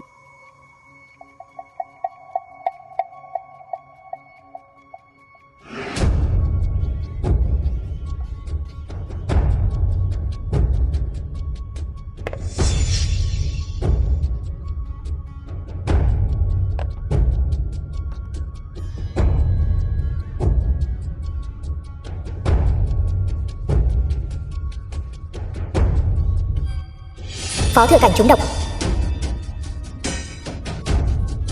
Phu nhân, làm sao vậy? Không sao, vận động một chút thôi. Cô gái vừa rồi là người mới đến sao? Trong hồ sơ có ghi cô ta là cháu gái của Di Hồng. Trong hồ sơ. Phu nhân, người hầu gái đó có chút vấn đề. Ý gì? Thông thường, như tôi và Vân Thâm, những người đi theo ông chủ lâu rồi, đều gọi người là phu nhân. Nhưng mà như Di Hồng và những người ở phủ đệ thì phải gọi người là thiếu phu nhân. Cô quá nhạy cảm rồi. Chỉ là cách gọi thôi mà. Đi làm việc đi.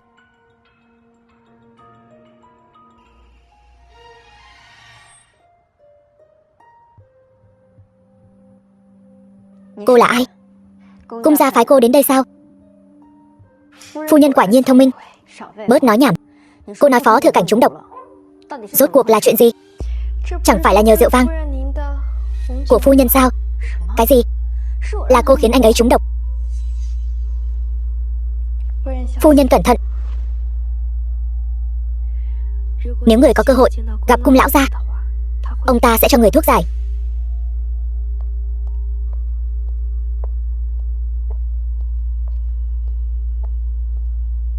Phu nhân, người không sao chứ? Không sao, nôn hết ra rồi. Phu nhân giữ gìn sức khỏe.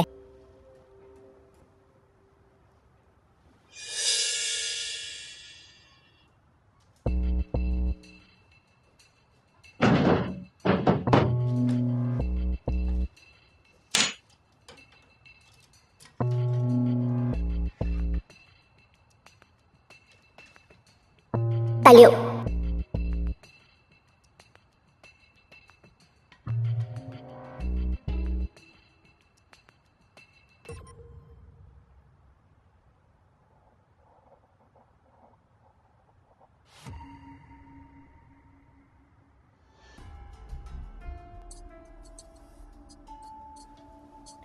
Phó tiên sinh, tờ giấy này là có ý gì? Đây chỉ là để ứng phó với một số trường hợp cực đoan, không cần để tâm. Phó Thừa Cảnh, anh nói cho em biết, trường hợp cực đoan là trường hợp cực đoan gì mà anh cần phải lập di chúc trước?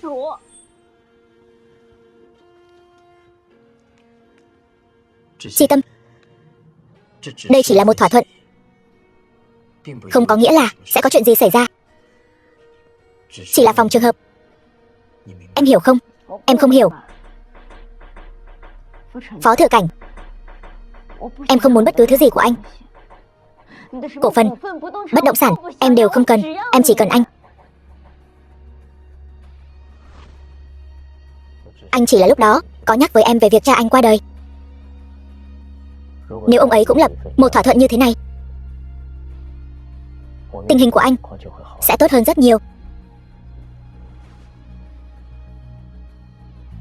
Vì vậy anh muốn chuẩn bị trước. Chỉ vậy thôi. Vậy anh hứa với em không được làm bất cứ chuyện nguy hiểm nào. Được. Đối với chúng ta bây giờ, đây chỉ là tờ giấy lộn vô dụng.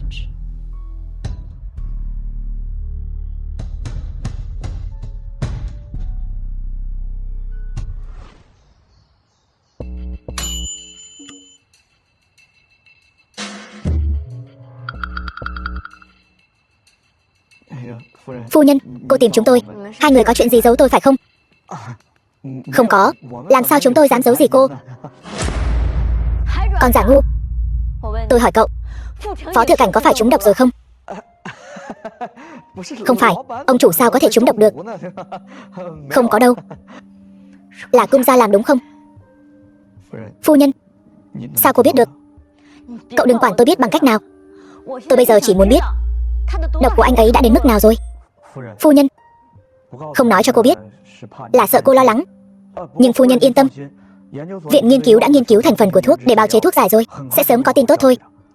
Sớm? Sớm là bao lâu? Viện nghiên cứu bào chế thuốc chỉ thử thuốc thôi cũng mất rất nhiều thời gian. Các người muốn để Phó Thừa Cảnh làm chuột bạch sao?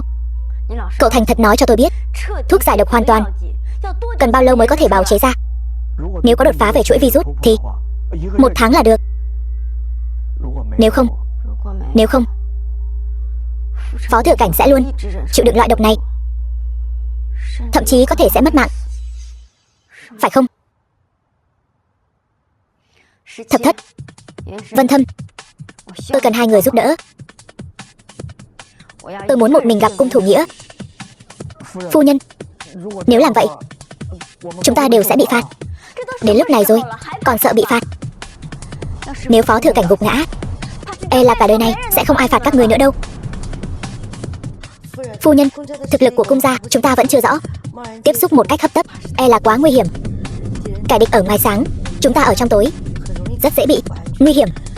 Nhỡ có sơ suất gì, ta một mình rời khỏi Mai Viên, nhất định sẽ bị Phó Thừa Cảnh phát hiện, cũng sẽ gặp nguy hiểm. Cho nên ta cần hai người giúp, để Cung Thủ Nghĩa một mình đến đàm phán với ta. Hôm sau, ta muốn ở Mai Viên gặp Cung Thủ Nghĩa. Phu nhân, người làm vậy quá nguy hiểm. Được, ta sẽ sắp xếp. Cậu điên rồi. Lỡ phu nhân có mệnh hệ gì cậu gánh nổi? Sức khỏe của ông chủ đã xuất hiện triệu chứng rồi. Chúng ta đều không biết loại độc này tồn tại trong cơ thể anh ấy quá lâu sẽ gây ra hậu quả gì. Thập Thất, cô không cần lo lắng. Hổ dữ không ăn thịt con, bọn họ sẽ không làm gì ta đâu. Phu nhân, đủ rồi. Ta không muốn đợi, cũng không dám đợi. Vâng, phu nhân. Hôm sau, cứ chờ xem kịch hay đi. Chuẩn bị một phần thuốc giải độc, hôm sau giao cho tôi. Lão gia, ngài định làm gì? Nhiễu Nhiễu 9 năm trước bị chấn thương đầu, trí nhớ của con bé có phần thiếu sót, phải đi thăm dò một chút. Trí nhớ của nó còn lại bao nhiêu? Nếu nó đối với chuyện của Cung gia chúng ta không biết gì cả, thì mọi chuyện sẽ dễ dàng hơn. Phu nhân, chúng tôi đã bố trí người khắp nơi trong vườn rồi. Cô chú ý giữ khoảng cách với hắn. Được, tôi biết rồi. Đến lúc đó, mọi người hãy nhìn theo ám hiệu của tôi. Chỉ cần tôi sờ mũi, thì mọi người cứ thử xông lên.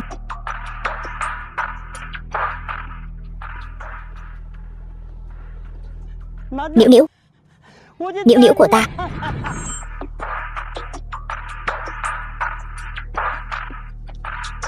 Ông là ông ngoại của con. Nhiễu Nhiễu giờ đã lớn thế này rồi, giống hệt mẹ của con lúc còn trẻ. Tôi chưa từng gặp mẹ mình.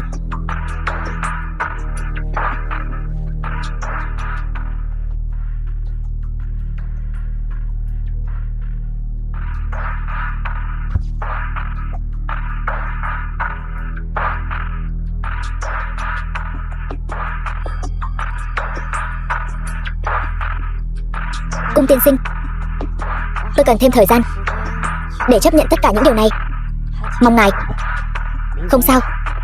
Không sao. Tiếng ông ngoại này, ta đã đợi quá lâu rồi. Nĩu nĩu, ngoại đã tìm con 9 năm rồi.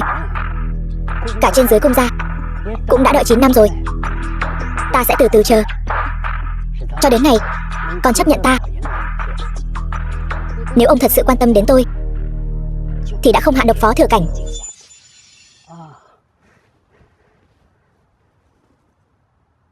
Đây là thuốc giải. Cung tiên sinh, hạ độc cậu ấy không phải ý của ta, là do thuộc hạ làm. Bọn chúng nóng vội muốn hãm hại cậu ấy. Ta đều đã trừng phạt bọn chúng thích đáng rồi. Thuốc giải này ta muốn trực tiếp giao cho con, nhưng ta không có cơ hội liên lạc với con. Không ngờ Phó Thừa Cảnh lại gắng gượng được lâu như vậy. Cậu ấy vẫn luôn giấu con chuyện này. Ông ngoại cũng không muốn hại ai. Hơn nữa cậu ấy là người con quan tâm nhất. Nĩu nĩu, có thể tha thứ cho ngoại không? Ông có điều kiện gì? Điều kiện? Điều kiện gì? Con là bảo bối của cung gia ta, là cháu gái ruột của cung thủ nghĩa ta, sao có thể làm khó con mà nói đến điều kiện được? Cung gia và Phó gia vẫn luôn bất hòa, sao ông lại dễ dàng đưa thuốc giải như vậy? Chẳng lẽ ông không muốn dùng nó để uy hiếp Phó Thừa Cảnh, mở rộng cung gia sao? Nói thật là muốn, nhưng cung gia trăm năm qua có lúc thăng lúc trầm, nhưng vẫn đứng vững, chính là dựa vào đường đường chính chính, ngẩng cao đầu.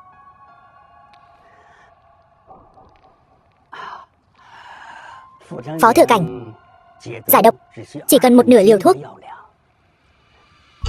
phần còn lại là ta sợ con không yên tâm, tặng cho phòng thí nghiệm của các con để làm xét nghiệm. Nĩu nĩu, trong lòng con, cung gia là sự tồn tại như thế nào? Tôi không biết. Xem ra con thật sự đã quên rồi. 9 năm trước, con đã cứu Phó Thừa Cảnh.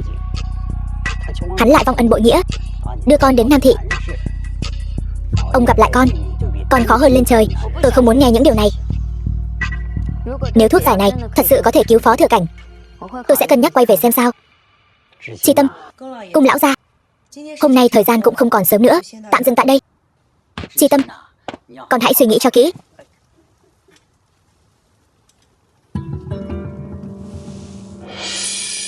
Lão gia, người cứ thế mà đưa thuốc giải cho cô ta sao?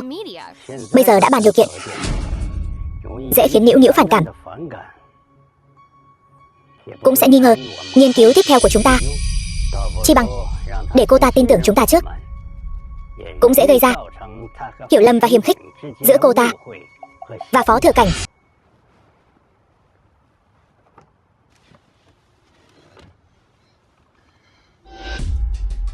Lão đại, có chuyện gì? Lặn lội đường xa đến đây tìm tôi. Anh tự xem đi.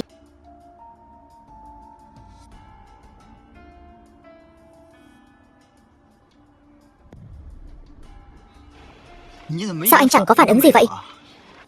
Những tài liệu này của cậu tôi đã có rồi. Lúc hắn ta mới bắt đầu tiếp xúc với cung gia, tôi đã nhắc nhở hắn rồi. Tôi không ngờ hắn ta lại hết lần này đến lần khác. Hắn còn hạ độc anh. Tình cảm anh em tốt đẹp của ba anh em chúng ta sao lại thành ra thế này? Lối đi đã sai, không ai ngăn cản được. Anh định xử lý thế nào? Chuyện hạ độc, hắn ta coi như là chủ mưu. Giao những bằng chứng này cho cảnh sát.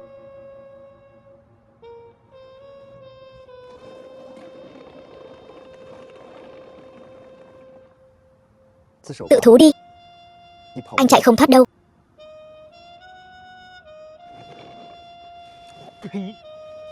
Tôi nhất định còn có cơ hội vùng lên. Muốn làm chó của Phó Thừa Cảnh thì tự mình làm đi. Cút đi.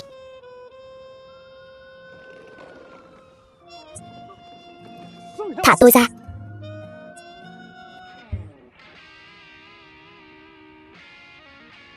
Ông chủ uống nước đi. Vui vậy sao? Có thể giữ được mạng cho ngài. Tôi vui chứ.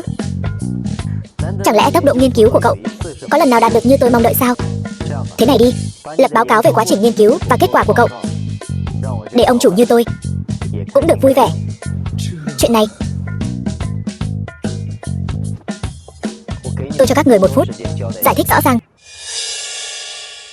Ông chủ, tôi không biết. Là Vân trợ lý đưa thuốc cho tôi. Tôi đã kiểm tra không vấn đề gì, tôi liền dùng cho ngài. Lâm Trạch Dư, người bán đứng ta, bán đứng cũng nhanh quá rồi đấy.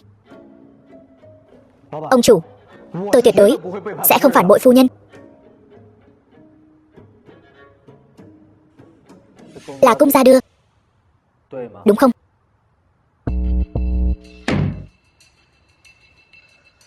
Ta bảo các ngươi trông chừng cô ấy, chính là vì không muốn người cung gia tiếp xúc với cô ấy. Hai người thì hay rồi, liên kết với cô ấy lừa gạt ta. Vậy, phu nhân đều đã lên kế hoạch cả rồi. Chúng tôi vẫn luôn canh giữ ở Mai Viên, cũng không rời đi. Hơn nữa, phu nhân hiện tại không phải bình an vô sự sao? Đợi chuyện này qua đi, cậu cùng Thập Thất đều phải chịu phạt. Cung thủ nghĩa cũng không hề đưa ra điều kiện nào cả, thì đã lập tức đưa thuốc giải cho chúng ta. Cậu thật sự cho rằng hắn không có bất kỳ điều kiện nào sao? Anh đừng trách phạt Thập Thất và Vân Thâm nữa. Sau này bọn họ nhất định chỉ nghe lời anh. Chỉ có em để ý quá nhiều. Hồ đồ.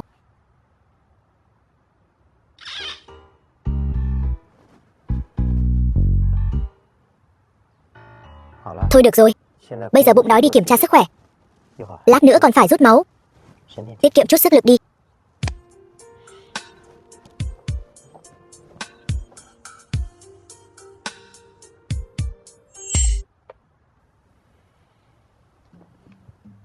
Đói rồi đúng không? Lại ăn. Phải ăn. Em không đói. Đứa nhỏ trong bụng vẫn còn muốn ăn đó. Hôm nay còn bị rút máu nữa, phải bồi bổ.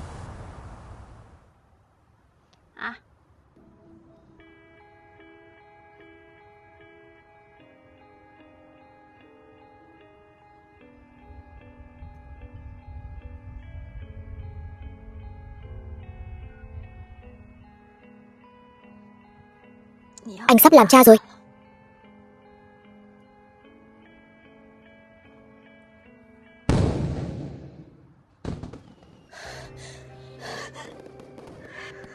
Sao vậy? Chi Tâm, em không sao chứ? Sao vậy?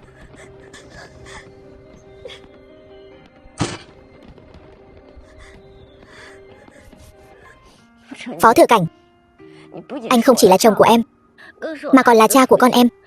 Cho nên anh nhất định phải sống thật tốt được không? Được. Anh hứa với em.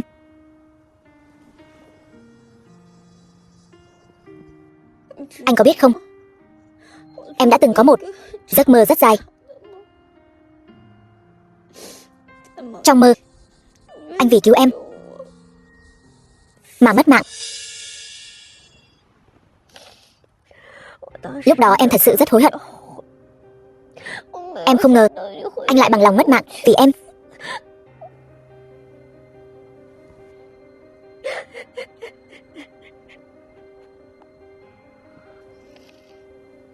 Bởi vì điều kiện tiên quyết để anh sống tốt là em ở bên cạnh anh. Nếu em không còn nữa thì tất cả đều không còn ý nghĩa gì nữa.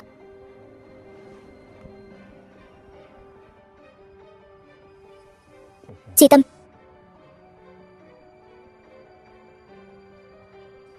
trong giấc mơ của em, sau khi anh mất thì em thế nào rồi? Phó Thừa Cảnh, kiếp trước, trong mơ em không yêu anh như bây giờ.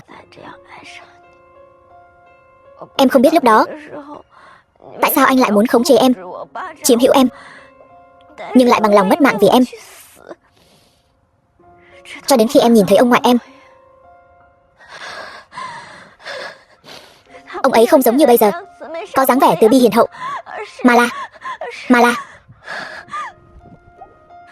Phó Thừa Cảnh, em không muốn anh mất mạng.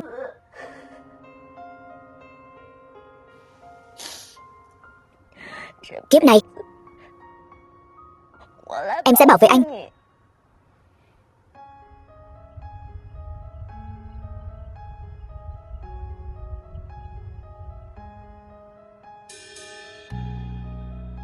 Người mà ta thích là Tống Diệt An. Cho dù hôm nay gả đi, ta cũng sẽ phiến phó ra các người chó gà không yên cho đến khi ly hôn. Thật tốt quá, còn có thể gặp lại anh. Chi Tâm, em đã trải qua những gì vậy?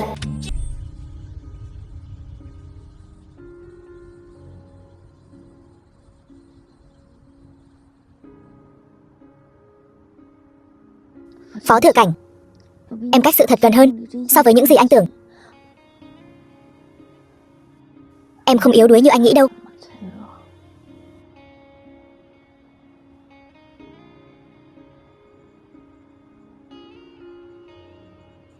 Phó Thừa Cảnh, em muốn cùng anh sống như vợ chồng bình thường. Còn cả con của chúng ta nữa. Không muốn con phải sống dè dặt. Cho anh thêm chút thời gian nữa.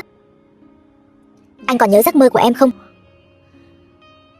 Dù nó không rõ ràng lắm, nhưng em biết nền tảng của cung gia không còn là khu vực thương mại nữa rồi, mà là nghiên cứu cơ thể người trái phép. Em còn biết gì nữa? Em và mẹ em đều là đối tượng nghiên cứu của họ, đúng không?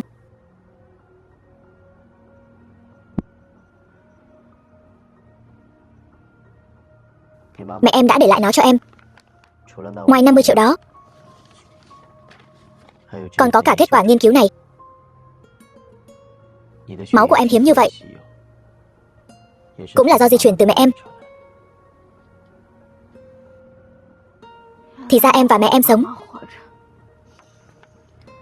chính là để chữa bệnh di truyền của cung gia.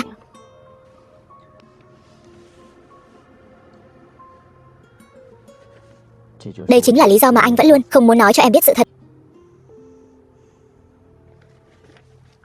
Phó Thừa Cảnh, em có thể chịu đựng được. Anh cứ nói cho em biết đi.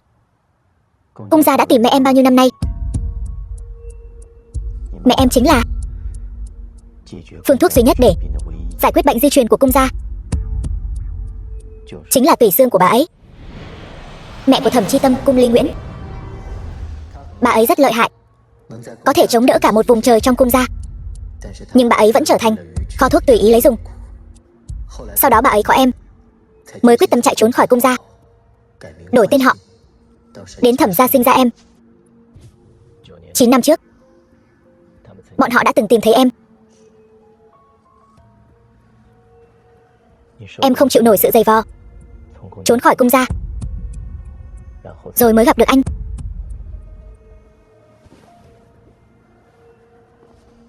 Trước khi anh mất ý thức, đã dặn dò bọn họ để em lại Mai Viên. Nhưng mẹ anh sợ hãi thế lực của cung gia, lại đưa em về Thẩm gia. Nhưng cũng may, lúc đó cung gia đã bị tổn thất phải ra nước ngoài. Đợi đến khi bọn họ có đủ khả năng quay lại, chính là lúc anh cưới em về. Cung Thủ Nghĩa còn ở trước mặt em giả vờ ra vẻ từ bi, thật là lòng lang dạ sói. Ban đầu anh nghĩ rằng chỉ cần vắt kiệt môi trường sinh tồn của bọn họ trên thương trường, khiến bọn họ không thể trụ vững trong nước, là có thể đuổi bọn họ đi một lần nữa. Bây giờ xem ra, nghiên cứu của bọn họ ở nước ngoài không có tiến triển gì. Cứ tiếp tục thế này, e rằng sẽ phản tác dụng. Phó Thừa Cảnh, giờ em đã biết tất cả những chuyện này, sẽ không để anh một mình gánh chịu. Hôm sau, em sẽ đi gặp Cung Thủ Nghĩa, cần anh phối hợp với em diễn một vở kịch. Tuyệt quá, Chi Tâm tiểu thư cuối cùng cũng đến rồi. Được, chuẩn bị sẵn sàng đi. Lần này không thể để nó rời đi. Ông ngoại, Nĩu Nĩu, thật sự là Nĩu Nĩu của ta sao? Ông ngoại, xin lỗi ông, trước đó cháu đã hứa sẽ đến thăm ông. Nĩu Nĩu, ông ngoại, ông không sao chứ? Nĩu Nĩu, trước khi mất, ông ngoại có thể gặp được Nĩu Nĩu đã mãn nguyện lắm rồi. Ông ngoại, chuyện này, Phó Thừa Cảnh, anh ấy Nĩu Nĩu, lần trước ông ngoại đã nói với cháu rồi, mà cháu không chịu nghe. Phó Thừa Cảnh, hắn là một người rất tham vọng. 9 năm trước, hắn đưa cháu đi, chính là đang lên kế hoạch cho tất cả những chuyện này. Kế hoạch gì chứ? Đang lên kế hoạch chiếm đoạt hoàn toàn không gian phát triển của cung gia, khiến cung gia không có khả năng cạnh tranh với Phó gia. Ông ngoại, xin lỗi, là con sai rồi. Con không nên tin hắn. Lần này con thật sự đã trở về. Trở về là tốt rồi. Chi Tâm tiểu thư, tôi đưa cô đi xem căn phòng cô từng ở bao nhiêu năm rồi. Cách bài trí trong phòng đều không thay đổi. Biết cô trở về, ông ngoại chắc chắn sẽ rất vui. 9 năm trước, từ khi cô bị lạc mất trong bữa tiệc mừng thọ, ông ấy không còn tổ chức tiệc sinh nhật nữa. Vậy sao? Vậy cô nghỉ ngơi sớm đi.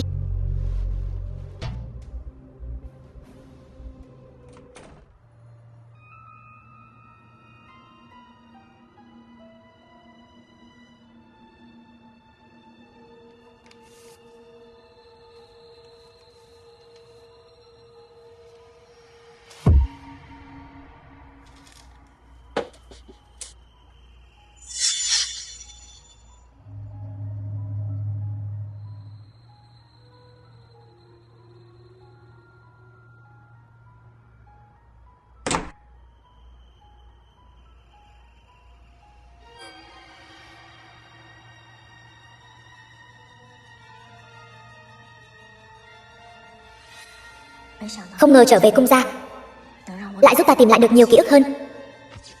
Cũng đến lúc phải cùng cung thủ nghĩa vạch trần tất cả rồi. Phó Thừa Cảnh, đợi em.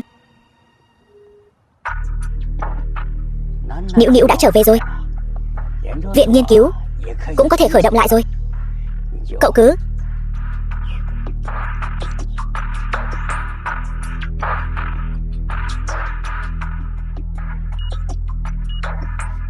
sếp, không ổn rồi.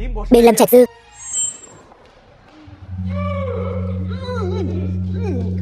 Tư liệu đâu? Hình như họ đã nhận được tin trước. Mang tất cả tư liệu đi rồi. Tất cả.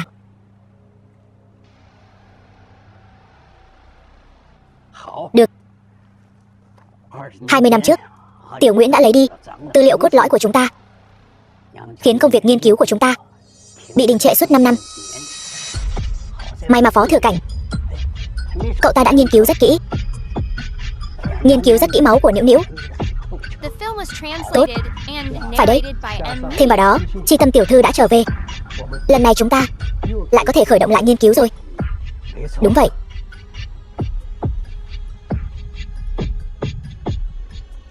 Cha, nếu không phải cha năm đó bất chấp tất cả để ép cưới mẹ, làm loạn luân thường đạo lý, thì con cháu cung gia cũng không đến nỗi phải chịu đựng những điều này. Phải dựa vào việc đổi máu để duy trì sự sống. Chi Tâm tiểu thư đến rồi. Nĩu Nĩu, ông ngoại, cung Tử Hách là ai? Tử Hách là cháu trai của ông, bị tai nạn nên không còn nữa. Tai nạn gì? Bị bệnh. Nĩu Nĩu, cháu đây. Vậy tại sao cậu ấy lại nói với cháu nếu cháu có thể tìm thấy cậu ấy sớm hơn thì cậu ấy đã có thể sống sót? Cháu nhớ ra hết rồi sao? Ông ngoại, cung gia là một gia tộc lớn như vậy, cháu đáng lẽ phải có rất nhiều cậu. Tại sao cháu và mẹ cháu không ở đó, lại suy sụp suốt bao nhiêu năm nay? Nĩu Nĩu, cháu ngồi xuống trước đi, nghe ông ngoại từ từ kể.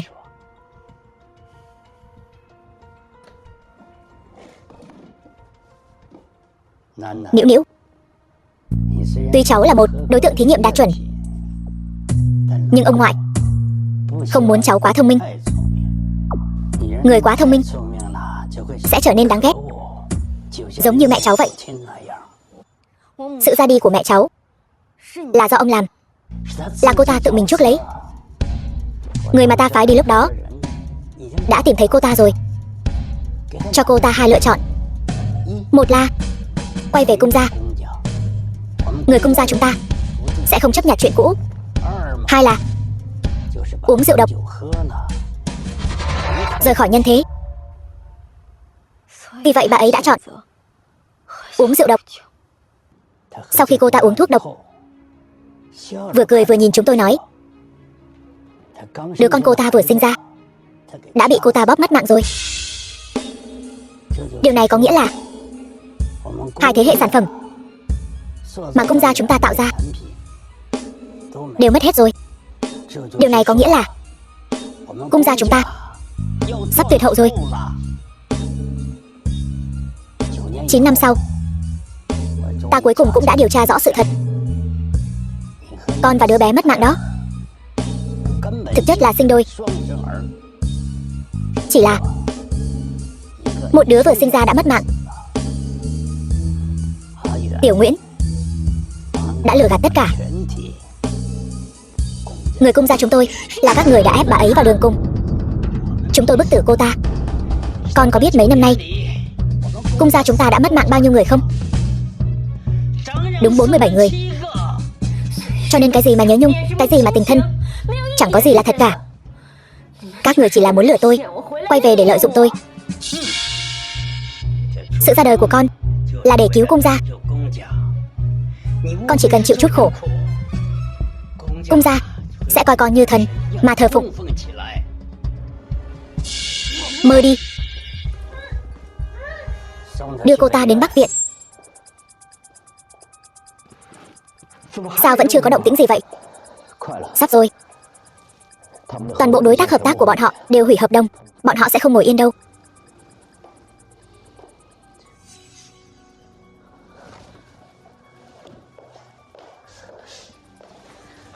Tập hợp tất cả mọi người. Tối nay sẽ hành động. Được.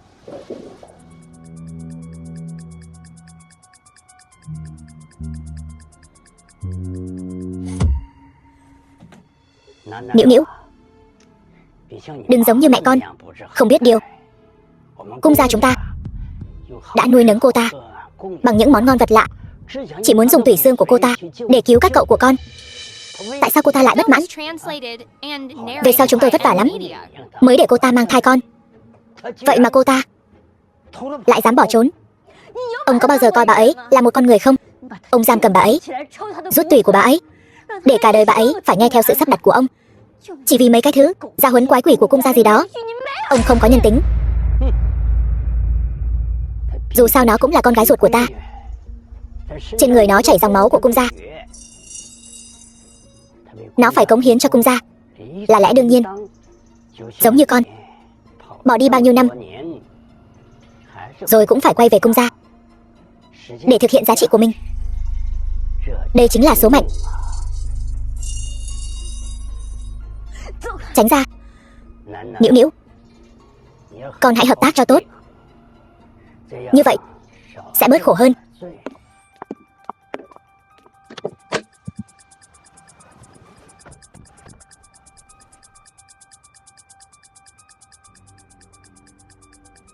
Có chuyện gì thì cứ nói. Không có gì. Tôi chỉ là có linh cảm không tốt lắm. Ông chủ, trước đây ngài đã bảo vệ phu nhân tốt như vậy, tại sao lần này lại bằng lòng để cô ấy một mình đi mạo hiểm? Ngài nói xem lỡ như phu nhân không sao đâu. Chi Tâm trải qua nhiều chuyện hơn chúng ta tưởng tượng nhiều. Cô ấy đã quyết định như vậy rồi. Tôi bằng lòng tin tưởng cô ấy. Ta nói lại lần cuối, con phải phối hợp cho tốt, tiếp tục dẫn dắt cung gia huy hoàng. Đến lúc đó, con chính là công thần lớn nhất. Con là nữ chủ nhân xứng đáng của cung gia. Vô số người đều đang hâm mộ con. Cần gì mà làm phó phu nhân? Nếu cung gia tốt như vậy, mẹ tôi ngày trước đã không chọn bỏ trốn.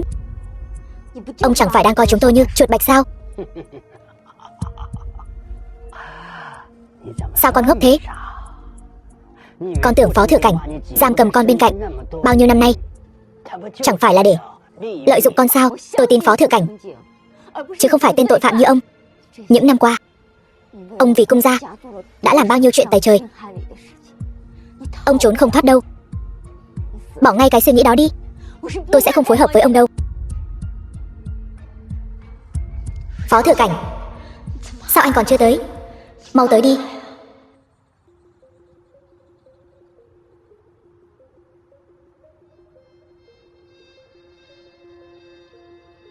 Con đang tìm cái này phải không?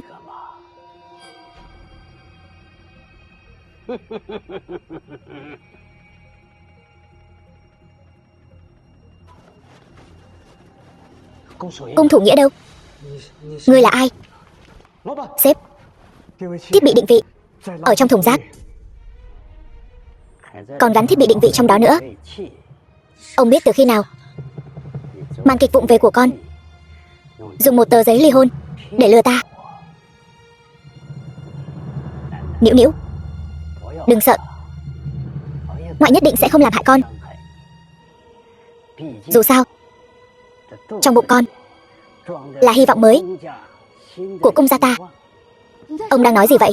Tôi không biết. Đừng giả vờ nữa. Là một người mẹ vô thức che chở bụng, hành động như vậy con đã làm không phải chỉ 1-2 lần.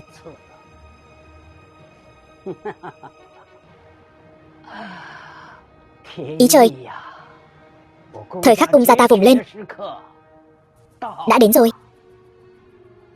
Tiểu Phúc, lão gia lập tức về căn cứ. Tôi sợ Phó Thừa Cảnh lỡ như tỉnh ngộ ra thì ở đây cũng không an toàn. Vâng, tôi lập tức làm ngay.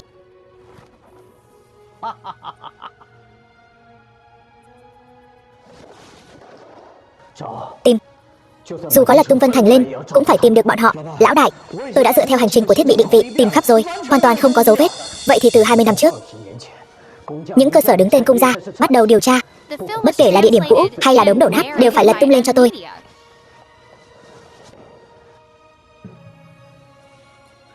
Không đúng, nhất định còn manh mối nào đó.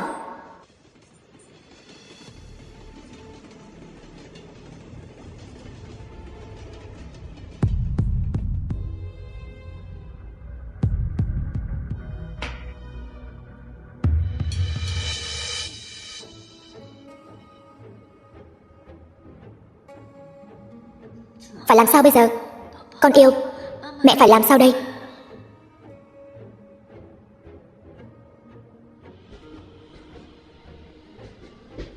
Nói, con đàn bà kia trốn ở đâu? Đừng mà. Đừng mà. Đừng mà. Đây chính là nơi kiếp trước bọn họ bắt mình. Đừng lại gần. Ngươi đừng lại gần, nhất định phải chú ý chừng mực. Cô ta mất rồi cũng không sao, nhất định phải giữ được đứa bé trong bụng. Vâng.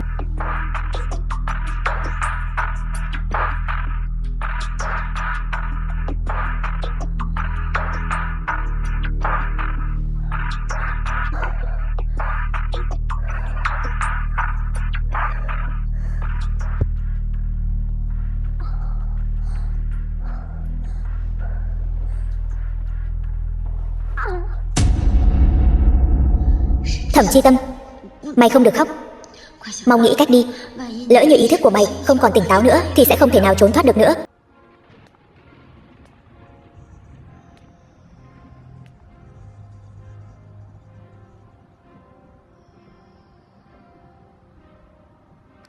Ngoài 50 triệu đó ra, còn có một phần thành quả nghiên cứu này. Cung gia tìm mẹ em bao nhiêu năm nay. Mẹ em chính là phương thuốc duy nhất giải quyết bệnh di truyền của cung gia. Phương thuốc ấy chính là tủy xương của bà ấy. Cho nên con cũng sẽ di truyền được đặc tính đặc biệt của mẹ. Bọn họ sẽ không để con gặp chuyện đâu, đúng không? Không ổn rồi lão gia. Thẩm tiểu thư, cô ấy, cái gì?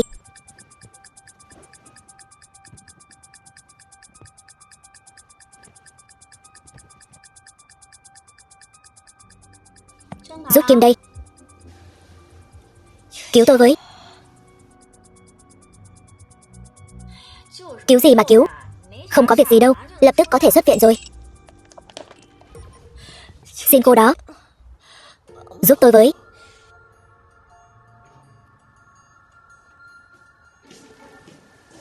Nghỉ ngơi cho tốt nhé, có việc gì thì bấm chuông.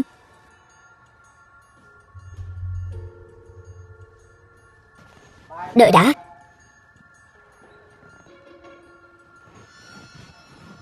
Cô ta nói gì với cô? Cậu nhìn cô ta xem, có giống như là người biết nói không? Làm gì đấy, giở trò lưu manh sao? Loại người gì vậy không biết, đồ thần kinh. Ai thích hầu hạ thì hầu hạ. Đây là cơ hội cuối cùng của mình rồi. Lão đại, vẫn chưa có tin tức. Nhất định vẫn còn manh mối nào đó. Ông chủ, anh đã 2 ngày không ngủ rồi. Cứ tiếp tục như vậy, phu nhân chưa tìm được thì anh đã ngã xuống trước rồi. Cô không có hẹn trước thì không được vào, mạng người là trên hết. Anh chính là Phó Thừa Cảnh. Là tôi. Vậy anh có quen một sản phụ rất xinh đẹp ngoài 20 tuổi không? Tôi quen. Là cô ấy sao? Đúng, là cô ấy. Đây là thứ cô ấy bảo tôi đưa cho anh.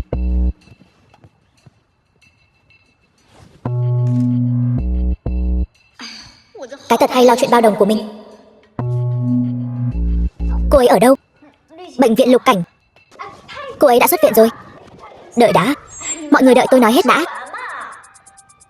Cô ấy chỉ đưa cho tôi nửa miếng ngọc bội, sau đó nói với tôi, Phó thị tập đoàn Phó Thừa Cảnh. Cuối cùng còn nói gì đó về xe lửa ấy. Đúng, là xe lửa đó. Xe lửa sao? Tôi cũng không biết là có ý gì. Hai người trông dữ tợn, cứ nhìn chằm chằm trong phòng bệnh. Chúng tôi cũng không có cách nào để nói chuyện. Cô ấy thế nào rồi? Hình như cô ấy bị va đập, chảy một ít máu. Không có việc đáng ngại. Quà cảm ơn chúng tôi sẽ gửi đến bệnh viện đi trước đây. Còn có quà cảm ơn nữa chứ. Không uổng công chạy một chuyến.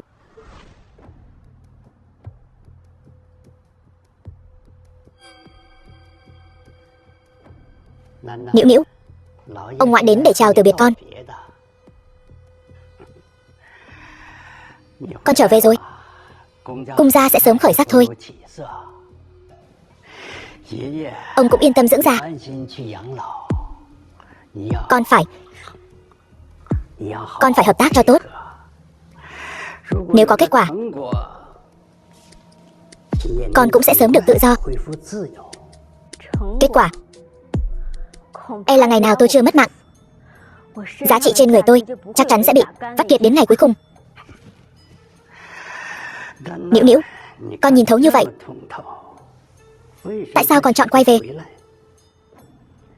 Nếu tôi không về, ông sẽ công khai bí mật trên người tôi cho mọi người biết, khiến cho Phó Thừa Cảnh trở thành mục tiêu cho mọi người chỉ trích, đúng không? Vậy tôi thà chủ động quay về, còn có thể tạo ra cơ hội đánh bại ông. Quả nhiên là bảo bối của cung gia ta. Thông minh, quá thông minh. Tiếc là con không còn cơ hội nữa rồi. Vậy sao?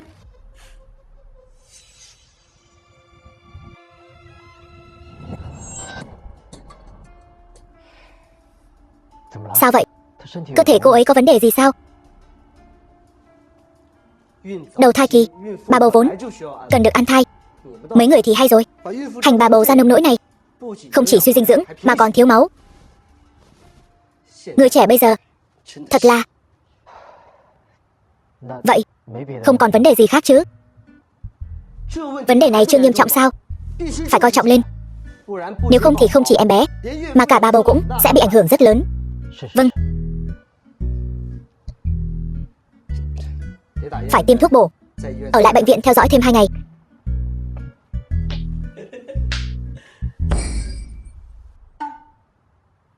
Vui lắm sao? Sau cơn mưa trời lại sáng rồi. Phu nhân và đứa bé trong bụng đều không sao rồi. Ông chủ, tối nay tôi ngủ cũng sẽ khởi tỉnh giấc mất. Em tỉnh rồi. Em cứ tưởng em không còn gặp lại anh nữa.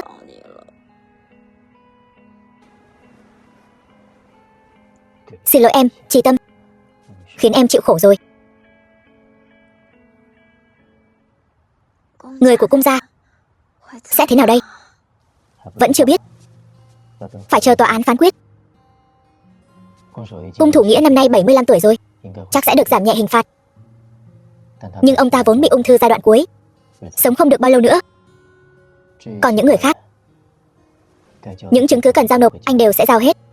Em sẽ ra tòa làm chứng. Cứ dưỡng bệnh cho tốt đã. Chuyện này để sau hãy nói.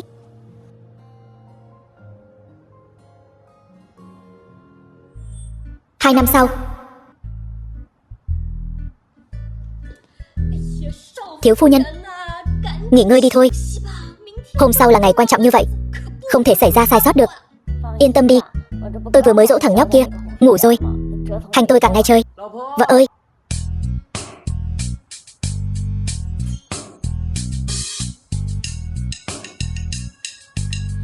Phó Thừa Cảnh, anh làm gì vậy? Vợ, cái cà vạt đầu tiên em tặng anh không tìm thấy nữa rồi. Không tìm thấy thì thôi. Không được, hôm sau là ngày quan trọng như vậy, anh nhất định phải đeo cái cà vạt đó. Cái đó là em thiết kế cho anh mà.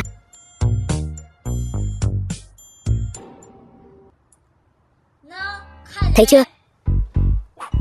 Nó đã thấy anh rồi. Đeo thử xem.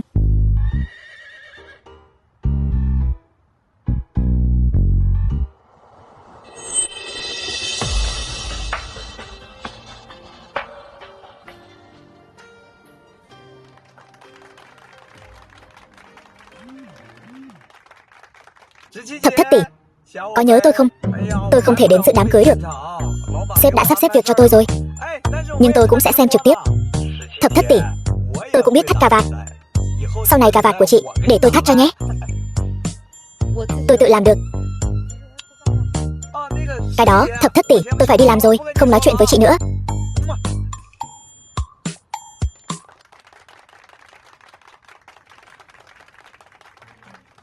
Anh biết em đã đợi ngày hôm nay, đợi bao lâu rồi không? Chẳng phải tại em bận rộn sao? Trong khoảng thời gian sinh con, đã trở thành nhà thiết kế lớn rồi. Tranh thủ kết hôn với anh, thật sự quá khó khăn. Nhẫn đến đây.